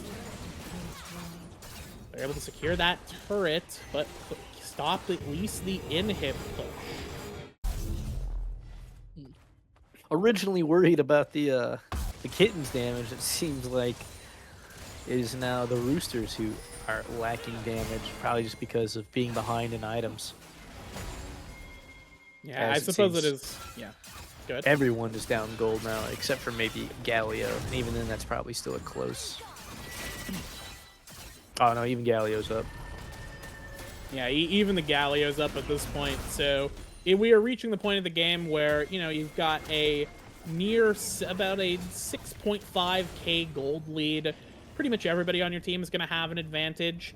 Even this Galio, and really Galio at a gold deficit is still an advantage because he's a tank. Yeah, your value is not in the gold you have, but in the buttons you press. So, and he's still at least a little bit threatening. Does have the Rift Maker now, so Karn's gonna cut through the mall. Not even gonna be able to transform there. That is not even a dragon. That is just a woman that we have killed. Unfortunate. Yeah, for the mall. It is looking quite rough in this game too for the Roosters. Here comes the engage. This could be the lethal push here. Chains of Corruption comes out, going to lock up these two tanks in the front line here. Lucian still alive, doing quite a bit with the culling there. Will pick up Karn, going to try and pick up Shiny Sneasel. Will pick that one up too. A double shutties going into Monoxia here in this one. Stopping that push. But the inhib will still drop. Monoxia going to go in with the Zac. Jumping in with that elastic slingshot. Watercat is around, going to try and provide some assault from the sides, as that's going to be a lot of damage. Shut down onto CZI now. Triple shutties onto Monoxia here, who has suddenly came into a fortune in this one. Koopa and Zed, last ones left alive. TP from Espada, gonna just try and lock him back down. Koopa maybe gonna fight one back out, but that's a shutty onto Quay. Quadruple shutties onto Monoxia. This solution just stumbled onto generational wealth that his family had. The mutual fund pays out. He's huge. They must be tuning into the stream. They heard us talk about how they don't have any damage and said, hey, give us a second. We'll get a couple, what was it, like almost 2K worth of gold on the Lucian, or probably might even be close to 3K, as there's now only a 1K lead in the ADC. Yeah, for, that was tremendous. It might have just been triple shutdown. I don't think Shiny Sneasel had a shutdown, but it certainly was 3 shutdowns into Monoxia, 1 into Watercat. And that is phenomenal. That's the kind of turnaround you want to see, especially because it allows them to get positioning around this Drake. So Mint looking very powerful here, as they're the Lucian now on those 4 items. Varus is feature complete on those 5 items with a control ward. How's the Zanyas as well, so very, very much a safe player here. Koopa's going to be hard to kill. The only issue is that top lane is crashing, and they are still down 4K gold. Yeah, top lane is crashing. That bot lane, the bot lane minion wave looking pretty large as well. Raffys Kittens, you've got the flank from the mall trying to get onto Koopa, but Koopa will not drop on the front. Karn gonna pop the Zanya, staying alive a little bit longer. It will go down here. It's gonna be a trade of 1 for 1 as the Zac will drop. Now it's gonna be actually 2 dropping, 3 dropping, as Ruchas Roosters have found the damage in this fight. To kill 3, Koopa stays alive, but he's the only one who matters who is. This turret, however, will not stay alive.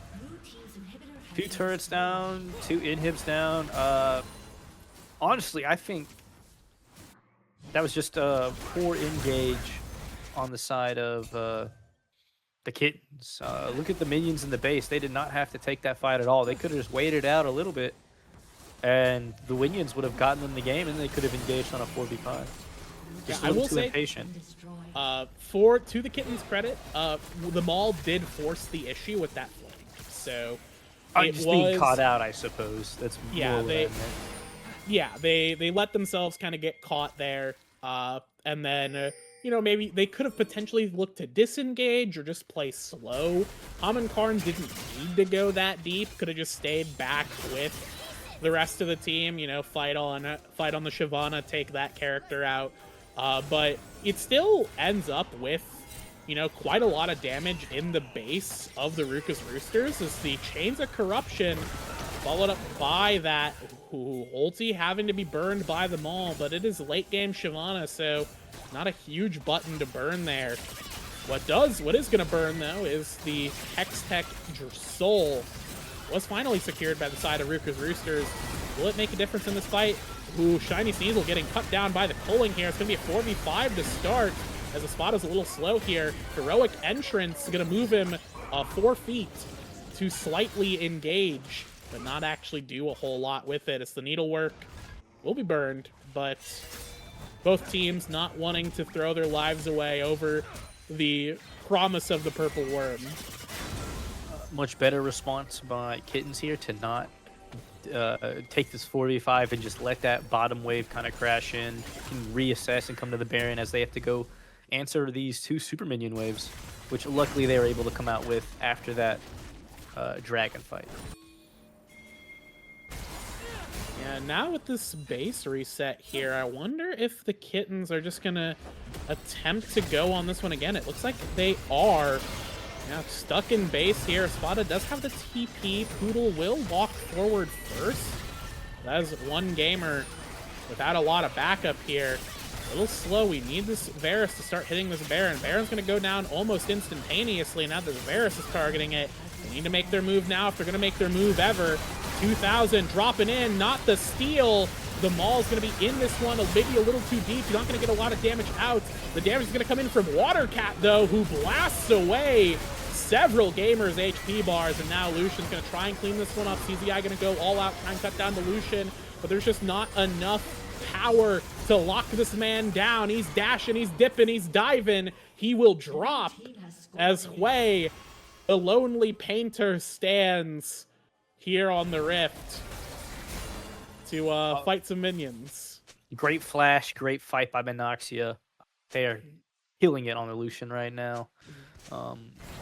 The Kittens are able to get the Baron, but no one is left alive with it, so it's just something off the menu for other teams to grab, or for the other team to grab. Yeah, and unfortunately, because of that wave in bot lane, Watercat probably actually could have taken an inhib on their own. Mages do quite a bit of objective damage, so theoretically could have even gotten that inhib. I don't know if Nautilus alone would stop Hui from just like right-clicking. But because of that wave and bot, have to reset there. Can only get so much. But the big prize there was getting that Baron off the map. A total wipe for Raffys Kittens is gotta feel pretty good. Yeah.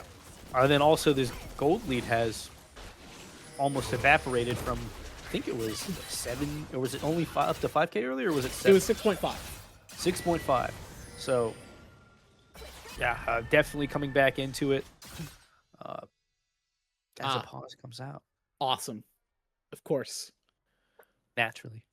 Pause of legends, but... It's got to be a Spada. It's definitely got to be the gamer who's in Japan right now. It's Koopa. Oh, it's Koopa. Oh, Koopa that's is unfortunate. Disconnected. But definitely a great comeback so far on the side of Roosters to make this a very competitive game. Still a super strong Lucian, super strong Gwen, so it's not over. We still have this Elder fight that'll come up in a minute and a half. All inhibs, I believe, should be up by then, right? Guess we'll have to see whenever we come back from the pause what that timer is on the bot inhib. So this could just be a straight up 5v5 without any minion waves. A true, honest 5v5 League of Legends moment. Beautiful. That would be a beautiful way for the game to end. Man, I gotta say, I did not see the Lucian being what was gonna be the real like powerhouse pick for the side of Ruchas Roosters in this one. But Minoxia has been doing so well in these later stages of the game. Pretty much like like a superhero, just trying to bail this team out of certain demise in this one.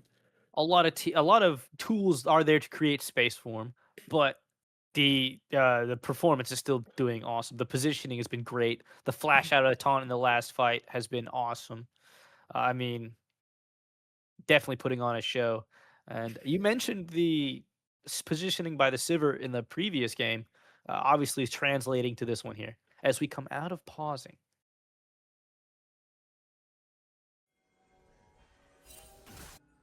Okay, we are back in on the Rift here. Pause has been concluded, but almost certainly we're going to get the spectator pause. Here it is. Pick your favorite part of the frame. While we're here, what's your favorite part of this frame? I would like to. Are we able to look at the inhib in the spectator pause? I don't think so. No, Or are we you're stuck. frozen? Okay, Oh, no, we we can look can. at the Okay, inhib. the inhib will be up by the time the Elder Dragon spawns. Oh, as we come Okay. in and we maybe get a fight. All right, we actually use that spectator pause to look at like valuable things. I always try to pick my favorite part of the one frame we're stuck on. I didn't mean to distract you from that. I wanted to No, know the information before it started. You did the right thing. I do the wrong thing. That's the. I'm here to keep you honest. Don't worry. Yeah, good. That's why we're here. All right, here comes the chance of corruption starting this fight right out. But that's going to be the Maul is going to get locked down here. Never mind, going to be able to get out of dodge here. Huge CC chaining, going to be causing a ruckus in the backside of this fight. Koopa having to go into the Zanyas as Monoxia soaking up so much pressure here, staying alive for so long despite being targeted. And now it's going to be Watercat cleaning this one up as 5 gamers are off the Rift. Okay, never mind, 4 gamers. Well, 5 including Monoxia, but only Shiny Sneasel left alive. This is lethal for the side of Ruchas Roosters. They can just walk it down mid. A great fight. Great. Zed thought he found yet another great hook, but then the follow-up was just too much, and then it ended up being a 4v5 with Caesar not being there. Here comes the desperate play to try and stall. Shiny Sneasel will drop as Watercat. Both of these big carries on the side of Ruchas Roosters made their heroic stands at the ends of the game as Raffys Kittens drop game 2 in a heartbreaker of a loss.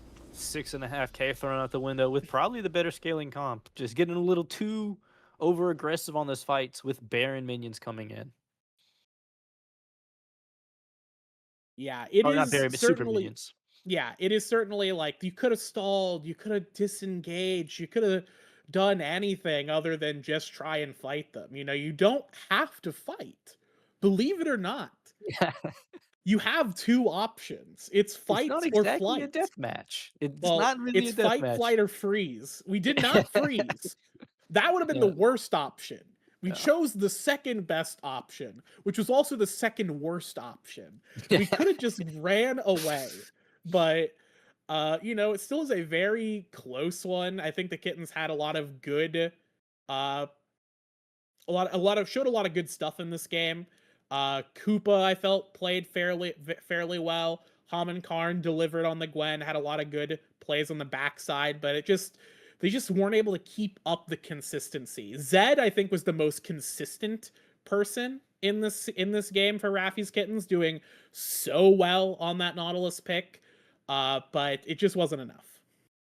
I think player of the game is pretty obvious, right? I mean, Monoxia's Lucian was Yes. kind of the what brought them back into it with those shutdowns, other than just being able to absolutely dominate those fights with the positioning. Yeah, I would agree, 100%. Monoxia saved the game.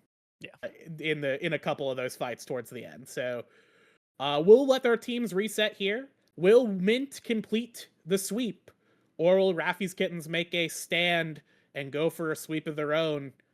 We'll see in just a couple moments.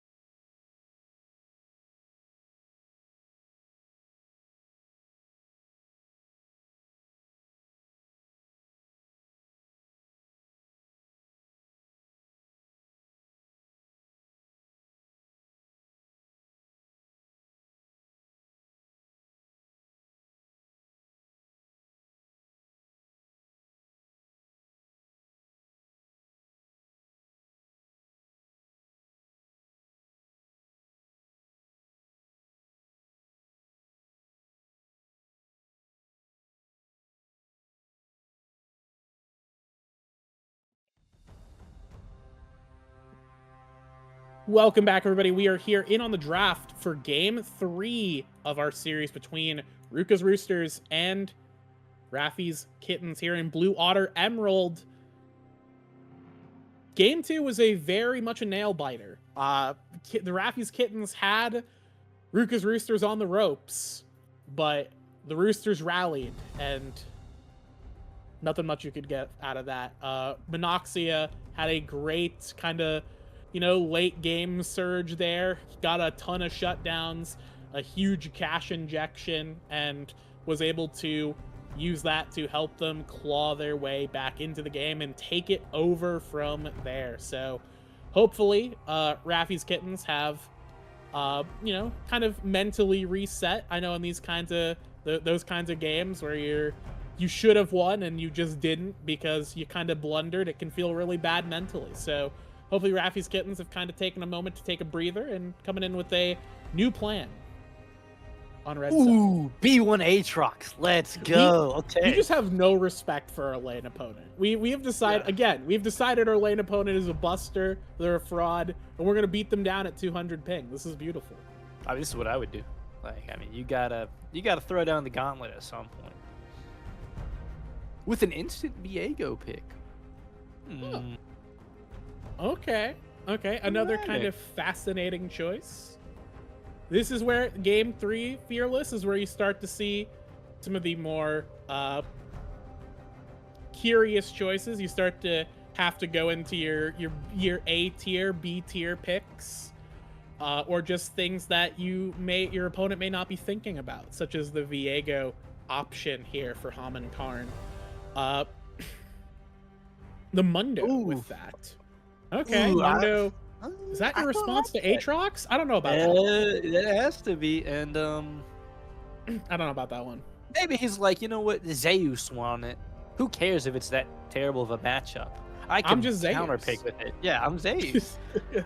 Sure, I don't know, Zeus blinded it, and now we're just throwing it down early, but... Maybe it's a personal comfort thing. Maybe you think it's going to be Aatrox jungle. With the Zehen locked in, that gets less likely as... Well, both are junglers and yes. top laners. They both can top lane, and they both can jungle. And they both beat up Dr. Mundo, so... Yeah, it's just kind of like, take your pick. We'll throw whatever at you. I think Aatrox is able to catch him out a little bit more. Just has a lot more to pop that spell shield, whereas Zahen only really has the W. Yeah. I would personally just put the Aatrox top. I feel like Zehen is the better jungler of the two. If I were to make my pick, especially because I do like Aatrox jungle. He does have a lot more. Has a lot more CC2 set up those ganks because he has the 3 knockups, the W to pull him back. Yeah, I suppose that I will say I don't play all these bruisers, all these fancy bruiser picks. I just play Maokai. That's all I play. All 3 of the top laners on screen in both top lane and the jungle quite frequently. These are my most played champs right now, so I'm pretty excited about this. This is a happy game for me. I feel like I have representation. Yeah, that's the only one of us, though. I've not seen any Udyrs or Maokais, so I'm very sad. But for the best, I think. Maybe we'll get a Maokai support with the Ezreal. I don't know how well that pairs up, but it gives engage. It's about as good as any other Ezreal lane is, which is to say, fine. He's just gonna play safe as Ezreal, so he's just Ezreal. Your value is, can you roam well, and you've got the Nature's Grasp, which is one of the best buttons in League of Legends. So, it's exactly. You shouldn't. Neither team should ever pick Udyr though. That champion's still not very good. He's not been good this entire. He's not been good this entire year. It makes me sad. But it's okay. What did he have top lane recently? He had some top lane. Was the top lane? Was that this year? The top lane? No. It wasn't this year. I think it was last year or the year before. I can't remember which one though. So I feel like Udyr's just kind of been not great for a while. Yeah. I didn't even like his top lane picks because he it was very just Yeah, he wins level Shove 1, and wave. Yeah. And then after that's like, that's it. But ooh. we're talking. Nico was thrown down, by the way. That is a Nico support. Yeah. I like it. Not sure if I enjoy the response to it. I do like Nico support, but The Lulu is very much like, I don't know what this guy's doing. I'm just gonna pick whatever. I'm picking my favorite guy. it is one of Paige's best champs. So We're as picking a well as having champion.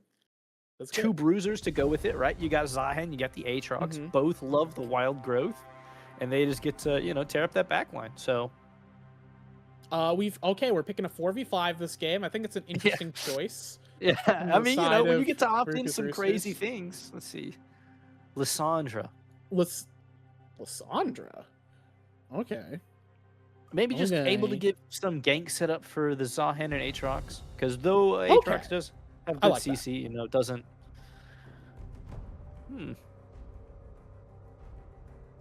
Kaisa. I can't. Good pairing with the Nico, but I don't know if you want to be short range into this Aatrox Zahen, where really what you want is to kite. Yeah, I think if you try to fight in close range with this Ruchas Roosters roster, they cut you out. They cut you up. Yeah. Scales real well though, and has tools to dance with the ult yes. and what is it, Killer Instinct, and I can't remember what the E is called. But yeah, a lot to get around. But and Lissandra ult, I feel like it's like you don't want to get in close to these guys. Yeah, no, I think that this is, I think, the first game where I don't really like Raffy's composition. And the big thing for me in this one, I'm just gonna throw my hand down, my gauntlet here for. I think Mint have the better composition here. I really like the Lulu with the double bruisers. I like the Lissandra setting up. We're playing around Zahen Aatrox with Ezreal as our best friend. We are trying to lock him down, play close range, make Viego miserable. And he will be, I think, in this game, very miserable. My main concern with the Raffys Kittens roster is we're lacking a lot of those. We have Pot Blossom, and that's like our one big game-changing button. The rest is just going to come down to, can we play our fundamentals better than the other team? And granted, there's not like there's a ton of hard CC on Ruchas Roosters, but like Lissandra alone is a lot. The Aatrox chain is pretty significant. Zahen has his engage, and without a lot of hard lockdown, it's going to be very easy for Zahen to just kind of go crazy in these fights. And you're relying a lot on things like Nico root or Viego stun to save you in this one, which doesn't feel reliable to me. So that's kind of where I'm coming at. I don't know how you feel. I think the good thing is that they have to run at you, and it makes it a lot easier to hit Nico stun. You can hit cleavers to run away. They have a lot of disengage tools. They have the gravity field from Victor, but Lissandra hits an ult that's a quick and easy pick, and it's hard to kill Aatrox and Zahen when you're down a person. I do also like the Roosters comp more, but I do think if this Victor and Kaisa are able to get strong, that Dr. Mundo gets a lot of items, late game will favor these Kittens. All right, well, we'll see what will pan out here. Will the Ruchas Roosters complete the sweep, or will Raffy's Kittens begin the reverse sweep and keep our producer Chithulu here until far too late with no hours of sleep? We'll see what happens as we get into Game 3 in just a few minutes. We'll see you then.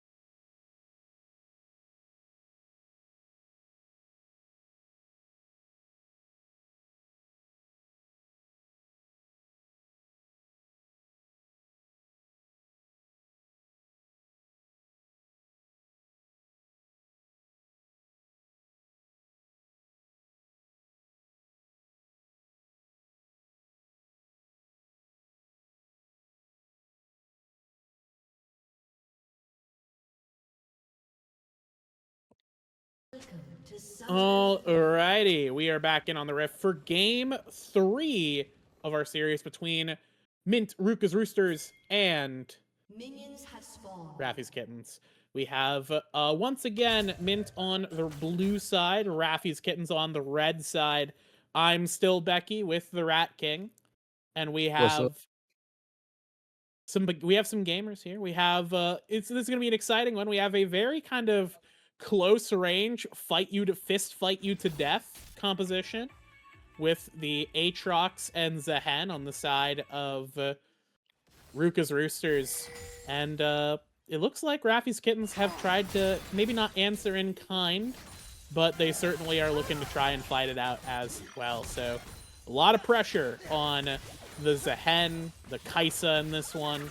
So, and we talked a little bit about the Nico, a support that requires a lot of execution on the individual player's part. And I'm just gonna say now, at some point, Nico is going to fool me. I'm sorry. It's going to happen. I'm sorry. I will make a mistake. I like how it doesn't show us which one's which. We're also just as confused as blue side, or not necessarily confused, but we don't know which one the clone is because it also takes the name. Yeah, that's, I think, my favorite part of Nico and Spectate is that the spectator also just doesn't have info on what is Nico. So you kind of just have to guess, which can sometimes, you know, it keeps you on your toes. I will be fooled, is all I'm gonna say. It's gonna happen. I've accepted it every game I see Nico, and I have to cast it. I am not smart enough to not be fooled. Running it? Wait, what? Wait, huh? What? I didn't know this was a cannon wave. What's happening? But expecting a relatively slow early game. Both junglers probably just gonna look to full clear. Not a ton of engage from the other side, at least until they get 6 on both the Nico and Lissandra, and that'll be our main engages / pick tools. So that's when we hope to see most of the action. Though if something happens early, we won't complain. We like action. Yeah, well, the early recall into Cole from Espada there. Once that 400 gold was obtained, you just recall right into the Cole. I like it. Yeah. You already know that this lane is basically just going to be like, oh, me and Mundo are going to like look at each other, and I might kill him, but he can't really kill me. So you just pick up Cole and you just start farming. I think that's kind of a heads-up choice from Espada there, to, you know, just get a little bit more gold out of this lane and make the most out of this matchup. In any case, though, the Viego has completed the clear here. Both of our junglers have completed their clears. Zehen going to be just starting that second round of nonsense. Never mind, Viego's going to be looking for something. Stun over the wall. Great there from Haman Karn. That's going to be a flash and a barrier blow. Well, not a flash. A heal and barrier blown as Monoxia on no mana going to be kind of stuck here. Yep. Well, Viego kind of puts his temple behind to try and get a gank off and maybe get a flash. It's a little unsuccessful, but is able to burn those combat sums and hopefully help out this Kaisa who's starting to fall behind in farm despite the wave pushing into Monoxia on the Ezreal. Yeah. CS staying relatively even here. Espada looking to try and fist fight CZI. Not popping the Mundo passive, but actually this is genius. This is ingenious from Espada. I don't know if it's intentional. We also might not even kill him. Ghost is popped. We're gonna just try and land a stray Q on this guy, but he does have his passive. We just jump the wall and smack him in the head. That's gonna be first blood going over to Espada and CZI in already a horrendous spot in top lane. Down 16 farm, gives up the kill, has to burn the ghost. Not having a good time. At least can have TP to TP in and get this wave to crash. But has it slow pushing into him, so actually isn't that worried about it. Okay. Aatrox might lose some minions, but still has the larger part of the advantage here and has Cole to add insult to injury. Yeah, things looking up for the Aatrox here, who, oh geez, already on that about 700 gold over CZI from the extra minions, the Cole, the First Blood. Gonna be definitely in a good position to start accelerating up here on the top side of the map.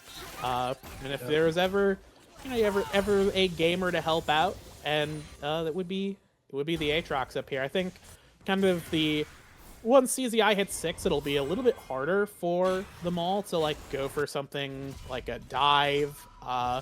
That window is, I think, closing, and the window that's opened up here is the Drake, as with Monoxia and Lulu kind of stuck in a bad position in lane. That's a freebie for the side of Raffys Kittens.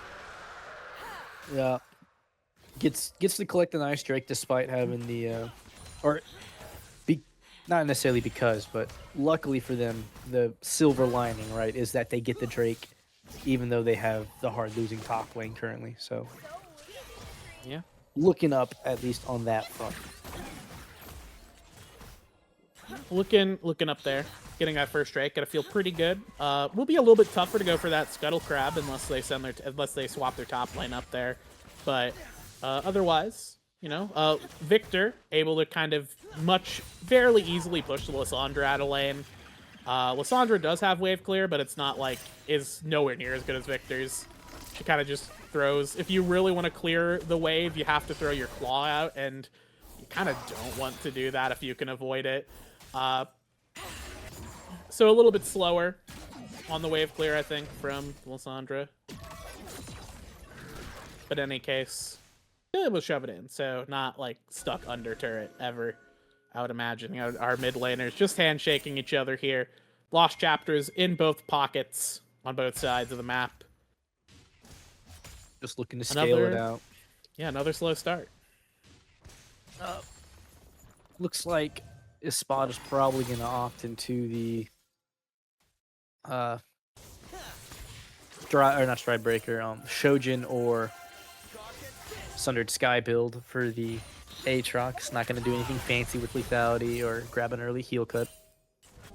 Is only going to be focused on getting his items. Yeah, we've got the tunneler here, so looking to tunnel with it. I think I find the name of the item, the tunneler, like it is a drill, but it feels like the tunneler should build into items that are more like tunnel themed. I don't know what I mean by that. I wonder what like would be one, though. Like Hole Breaker? Yeah, I don't. And Hole Breaker doesn't have one in his phage, right? I think so. But stuff like Hole Breaker, that's like a tunnel that's like a tunneling item. But it's like old like Ohm Wrecker. Hole Breaker does have a tunneler in it. Okay, that's good. That's good to hear. I was gonna be a little sad if it was just phage, but nothing else seems to match that same kind of tunnel theme, energy. I guess. Yeah. I guess maybe Sundered Sky because it's kind of like a spear shape. It may be Spear Sojin, but like none of them have the kind of piercing. The same name that goes with it. Yeah, I guess piercing part would be pretty good. So maybe that's why it makes sense for them. Okay, all right. That's interesting. This is now an LCK broadcast. We must talk about what item should build into what. Oh, okay. A little bit of action comes out. No, sorry, nothing. Never mind. Yeah, I'm not gonna hold it against Raffys Kittens for playing slow here. They absolutely can, and they probably don't want to overextend and completely throw away the game for no reason. Yeah, especially when they have the Kaisa and the Victor. They're just enjoying their time. Oh, might have a spot to cut. Oh, never mind. He's over the wall. And he's over the wall. Yeah. All right, awesome. Nothing, Burger. My bad. Yep, nothing. Sorry, nothing. Yeah. We do have the Grubbins up in about 20 seconds, though, so that will be something to salivate over, if nothing else. But with actually, no, the Grubbins were already taken. I was about to say fraudulent. For some reason, I thought the Grubs spawned at 10. No, they spawned at like 7. I think it's like 2.5 minutes or 3. Slightly after the dragon. I don't know the exact time. I'm a jungler. You think I would, but I me too. I just assume, what? I see them come up after my third clear, and I'm like, oh, well, I guess it's time to go take him. Huh.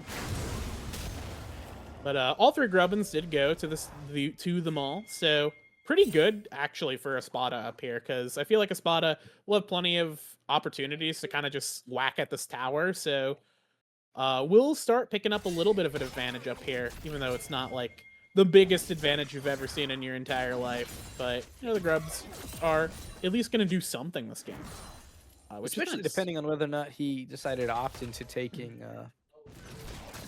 Demolish, since he doesn't necessarily need, you know, like bone plating or whatever, since he kind of already just wins the lane.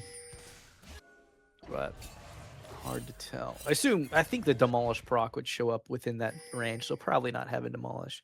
As Viego sets up a little pick, if... Yeah. Yeah, Viego will be looking to try and pick on the Maul. The Maul going over the wall here. Able to just having to burn that ulti button to stay alive there. As now the dragon will get leashed by Haman Karn. Poodle walking around. Looking to try and maybe help out here. The frontline Lulu has no fear. Poodle 25. Not going to worry about this one as Koopa's going to go in for the engage. The Wild Growth knocks Koopa up. They're still going to get that damage out. The Maul going to try and close that one out. Koopa will drop as Monoxia firing out those mystical shots. And now Espada TP's down. DT Munford, no TP, just 3 belts. Looking like a Numura character up in top lane. Not able to save his team as 4 gamers drop. And that's a huge team fight win, breaking out suddenly for the side of Ruchas Roosters. As that fight started to break out, we see Mundo decide to TP 2 tower to try and get his wave. Espada takes great use of that and just TPs down to the dragon. With an item up, having that Sundered Sky in his pocket, just gets to go down there and clean up that fight. It's free. It was very close. Like, you saw Koopa do so much damage there on the back line, but I will say big credit to Poodle there. I think optimal CC onto Koopa there, using the Wild Growth to knock up Zet, to knock up Koopa, then turning him into a cuddly critter, you know, minimizing that Kaisa damage. So even though that was like a perfect scenario for Kaisa to rip through the back line, was not able to actually pump out that damage fast enough, and it opened up an opportunity for the Maul to kind of turn that one back on its head. Which is certainly unfortunate. The Maul going to continue trying to fight here. Haman Karn taking quite a bit of damage. Stun's going to come out. Ulti popped. That's going to be Haman Karn just dying for nothing. Getting kind of going a little too far out without a lot of backup and without a lot of vision. Hope to get another poke like he did last time to set up that other dragon, but this time they're ready for it. The Maul has some friends, and they're just able to get the kill and the dragon. Looking a little rough for the Kittens to scale up in this one, though. This is how it looked in the last game, and Varus was able to still, though this time Kaisa is down a bunch of gold, so it might be harder for her to scale, but we did see them in this position last time, and they were able to really take over mid-game, so we could have that on our hands again. Yeah, they just need Espada to stop thinking, or perhaps to lag more, I think. Yeah, exactly. Have the same Zac engage as he had. Though he seems to be on page with his team, as we saw from that last dragon fight, so. Yeah, I mean, the thing about Zac, and this is from somebody who I like to play a lot of Zac. I think he's super fun. The Elastic Slingshot, one of the most fun abilities to use. You also just int sometimes. You use it because you fly in from halfway across town, you knock people up, you're like, I'm sick, I'm crazy, where's my team? I forgot. Why can't they all dash across the screen? Where is my follow-up? Why can't they come with me? Then you just die immediately, accomplishing nothing. So I understand how Espada ended up like that. A little bit harder for Aatrox to send themselves halfway across the map in a single button. So, you know, having to actually, you know, walk places, I think, will keep Espada from getting he's a bit completely faster, butchered. so he technically sprints there with the ult speed. So maybe that happens. You know, he's got the ult speed and the dash, so he could possibly do it, though. He gets wings. Does he flutter? Is he fly? Is he flutter? I'm not sure. I've not really watched. When he dashes, his wings dip. They don't really flutter as much. And then whenever he glide? pops out of his ult, they kind of like shoot out. But they don't really move on their own too much. Okay. All right. Well, I'll have to keep an eye on the next time we see. Yeah, we'll have to Aatrox. see it. Make sure I'm like, except his wings are really small in this game. Okay. I can't remember how it looks in the. I don't use this one too much, so I don't know how it looks in the ult for the. Yeah, Regardless. Obviously, they can't stay too small, so clearly they have to grow a little bit. Yeah. Regardless, here, the Maul gonna get counter jungled a little bit as Haman Karn, getting at least the small ones. Okay, yeah, maybe only getting the small ones there as CZI does have the went for the Warmog's Rush, which is kind of interesting. That's actually the build. It is the build now? I wasn't sure. So the idea is you go 3 Giants belts straight into Warmogs because you don't get the Warmogs passive without that last Giant belt. And then any damage you take, you can just walk off screen, heal that back up, and then come back and lane and fight. So that way it makes it really hard to for anyone to actually trade on you. Yeah, so push you out of lane. And we're going to see potentially more than a trade here as Aatrox is flapping those wings, trying to flip this one back around. Haman Karn going to have to flash. Ghost popped by CZI. But honestly, the Aatrox is still doing a lot of damage here onto these gamers. Haman Karn can't even step up because one Aatrox Q lands. You're donezo. We'll have to just disengage here. Doesn't want that smoke from the Aatrox. Gank kind of fizzles out. Having completed that Cole and having the components and the Sundered Sky, there's just too much healing, and it's really hard to touch this Aatrox right now. Yeah. Oh. Okay, I was checking. I was Googling something. I was checking, because I didn't think Aatrox was old enough to be a League Classic champion, and he's not.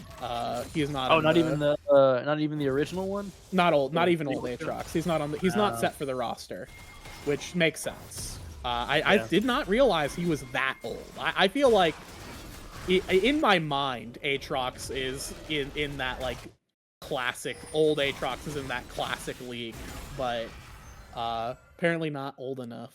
Only 40 champs, I guess. So they had to leave out the Aatrox.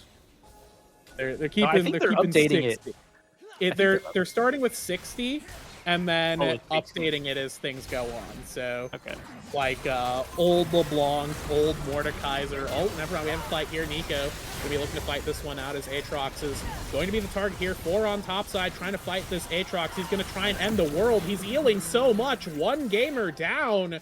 Koopa shot by a very angry turret as Espada survives another sideways dive.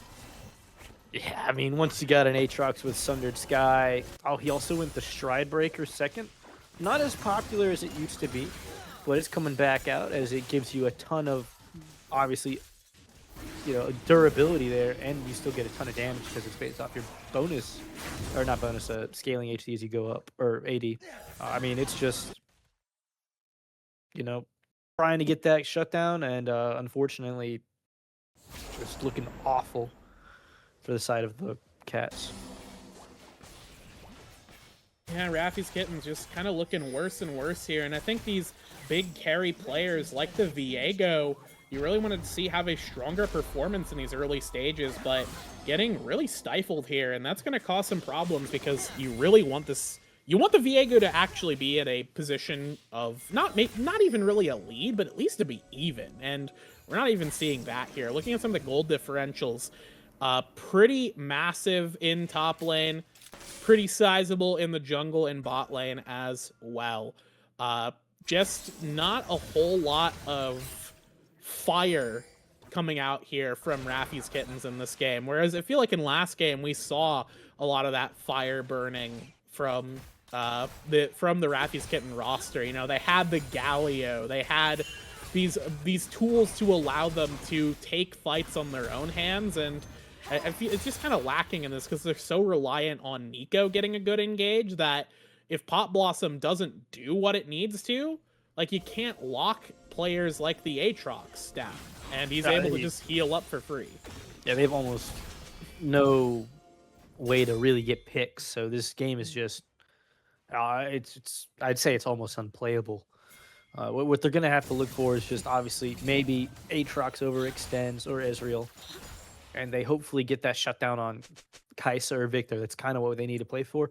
Or maybe they can sneak a Baron. They have the early Dragon, so maybe on this next Dragon spawn, they can go off, get a Baron. But I mean, that's just kind of the only really avenues I really see them having right now. So we'll have to see if they can actually find one of those avenues. Maybe get a sneak here with that pretty impressive sustained damage. They can look to sneak a neutral objective if they find a window to approach. Mundo here does have the Bramble Vest now completed.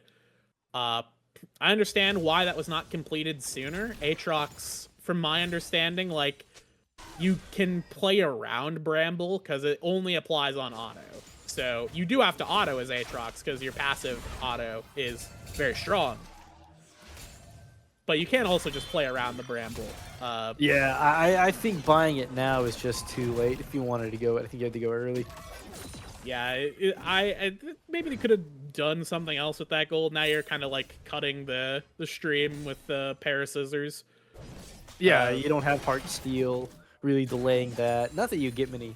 I mean, maybe you can get some stacks off because Aatrox gonna fight you to death and you just back off and get your Warmogs healing off. But like, it's just having to go that now just feels terrible, especially when Aatrox, like you said, does not have to auto you too much and can just wait to auto you once for with his passive and just Q you. Mm-hmm. Once again, you know, that's the bot lane inner turret going down. I think that's the earliest inner turret we've seen this series. I don't know. I don't want to say that. I know this is a tough game because it's hard to really make fights happen if Ruchas Roosters decide to not take them. But it feels like, I don't know. It just feels like this Raffys Kittens roster is kind of just lifeless in this game. It's really a slow death without the tools to engage, without that Nautilus that Zed had to get those picks. I mean, like, you don't have that immediate CC. Like, it's harder to hit that root, follow up with the Pot Blossom, as it was to just hook, auto, ult, right? I mean, yeah. And then even after you hit that root, your only follow-up really is maybe I have Victor nearby and I can put the field underneath. But if he's not there, it's really hard to CC chain and get a pick. Certainly a little bit awkward. It's tough to play, and I mean, look how Aatrox is playing. Yeah, it's not like it's over. It's not like it's over for the side of Ruchas Roosters. It's certainly like, if it keeps going like this and they just are not able to even theoretically find victory, then they're just going to keep losing objectives. They're just going to keep losing towers, falling down in gold steadily. They're going to try and take a fight on the top side here. Aatrox, they get all the CC they need, but he lands one Q, and they have to flee for the hills. They're landing their CC. They're chaining it here. They successfully wait out that ulti and give that one over to Koopa. Nice. That was as good as it could have been. Yeah, I mean, they lose the dragon for it. They also lose their mid laner, but that's okay. Yeah. Victor gets a little greedy, thinks he can get the Ezreal, but good follow up by Watercat. At the very least, that's pretty much what they needed. Just wait for Aatrox to overextend. Your team's on the bot side doing dragon. You just kind of have to give those waves, and they're just able to get the pick. Well, great patience by Zed and Hama in there. I think Coop was able to sweep in with the killer instinct and grab that kill, and that's kind of who they needed on. Absolutely. Absolutely. Gold, taking a look at some of these differentials here around the map once again. Still same leads we saw last time we looked. Mid lane, I will say, Victor keeping it very even, which is nice to see. Victor is going to be a problem, theoretically, in the later stages of the game. If he's able to stay alive, hit 3-4 items. He is going to be a problem, and especially because he has that zone control with the Chaos Storm. You know, Zehen and Aatrox don't really have a choice but to fight through it, so he could potentially do quite a bit of damage burning through those Bruisery brothers, the Darken Blades here on the side of Ruchas Roosters.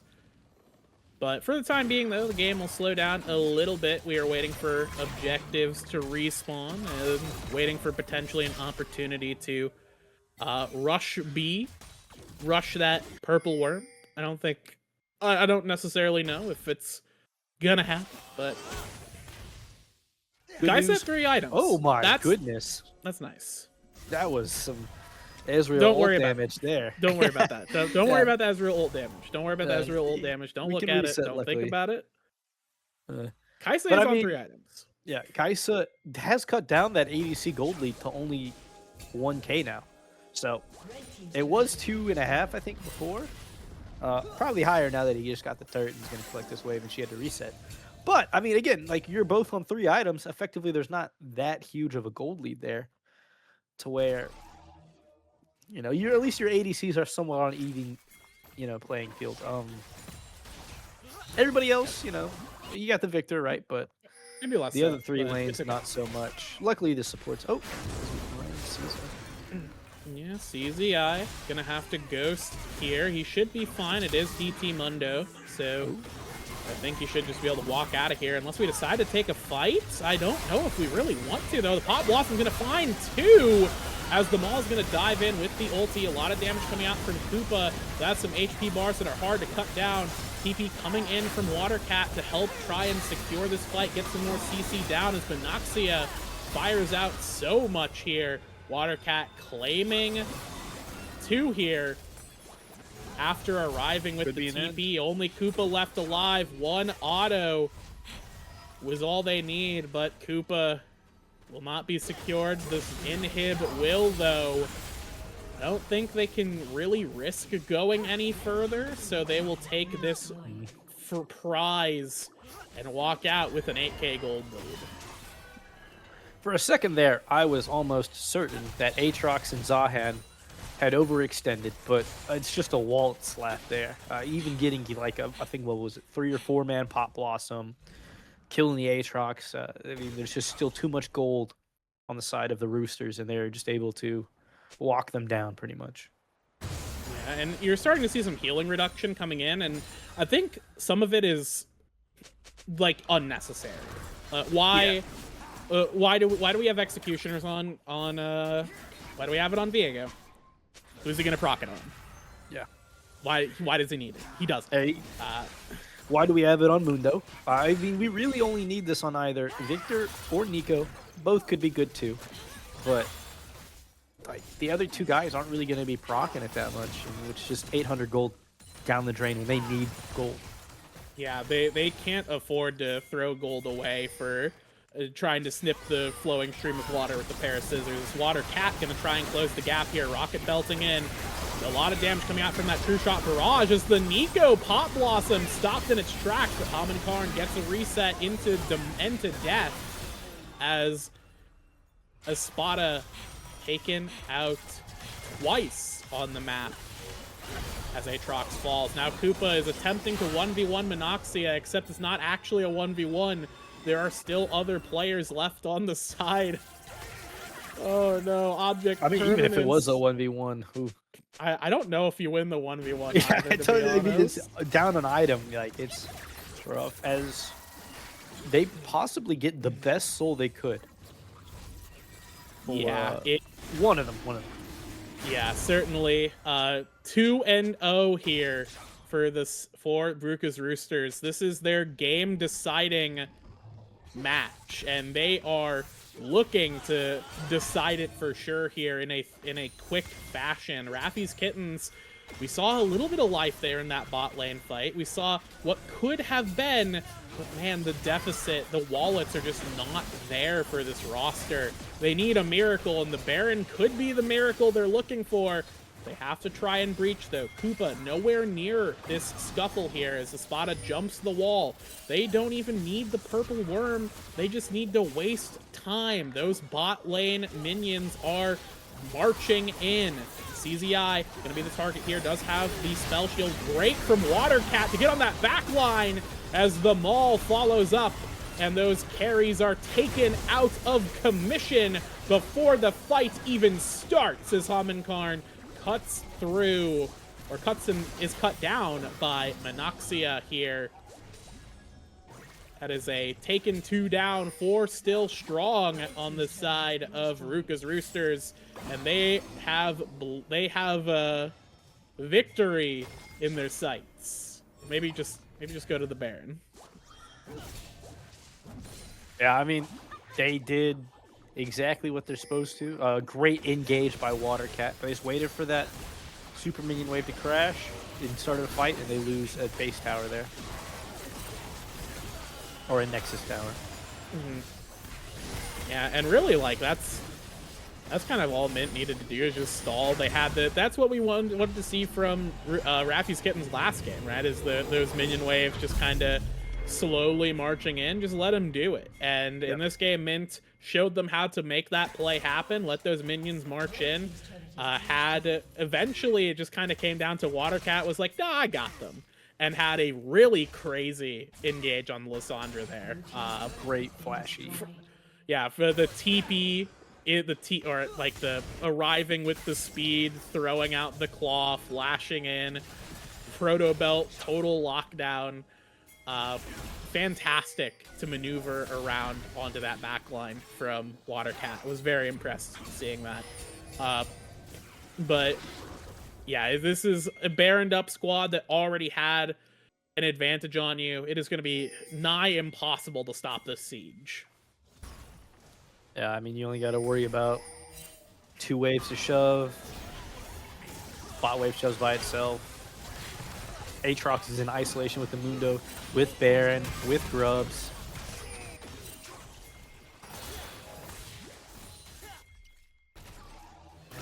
Really hard to defend this. Oh, Pop Blossom comes Pop out. Blossom, it does a little bit, but it's just not enough as Watercat's going to go forward, trade their own life.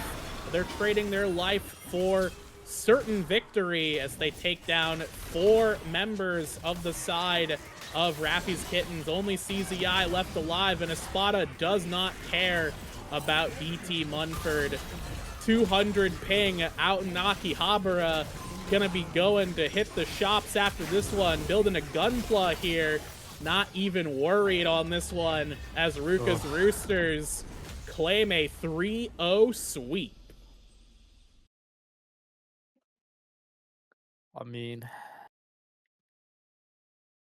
just great methodical play. Did exactly what the Kittens should have done with the objectives in the previous game. I mean, it's really hard for any team, I think, in this one to like get like to after they fall behind, you have the tools to get that lead because they don't have the Nautilus hook, right? Neither team has that hard CC, so I think whoever had the lead early was just gonna be the one to come away with it, and Aatrox was just an absolute demon. Yeah, no, that was a crazy work from Espada. And honestly, huge credit to Espada in this series from actually playing at what is a sizable handicap, 200 ping. Those of us who have have played on low ping for a long time might not remember how bad it is to play on high ping. It's unplayable at it feels unplayable at like 60 or 70. I can't imagine playing 200. But Especially a kept it champ like down. Aatrox. Yeah, and Aatrox requires actually like playing the game. So Yeah, like you have to hit those cues, and it's I guess maybe after you get used to it, it's easier to time it. But it's just hats off to him. I mean, yeah, I had a couple of issues in game 2, but game 1 did great on the Scion. I mean, B1 Aatrox this game and just absolutely stomped. So great job. yeah. I don't know if I would give him player of the series though, all things considered. No. There are people who's getting play. I feel like It's a tough call for player of the series. There are 3 candidates, and we already eliminated one of them. So now it's between Watercat and Monoxia, I think, because Yeah, we have a I great will say, Ori game. yeah. Watercat consistently good this series. Less impactful on the Hui. Monoxia game saving in game 2 and very strong here in game 3. Uh, I will say I want to give some credit to Poodle, silently doing a lot of good work in this Mhm. series. You can see the Lulu here, that kill participation, 17 of 20. That is crazy Almost work on the 100%, Lulu. highest on the team.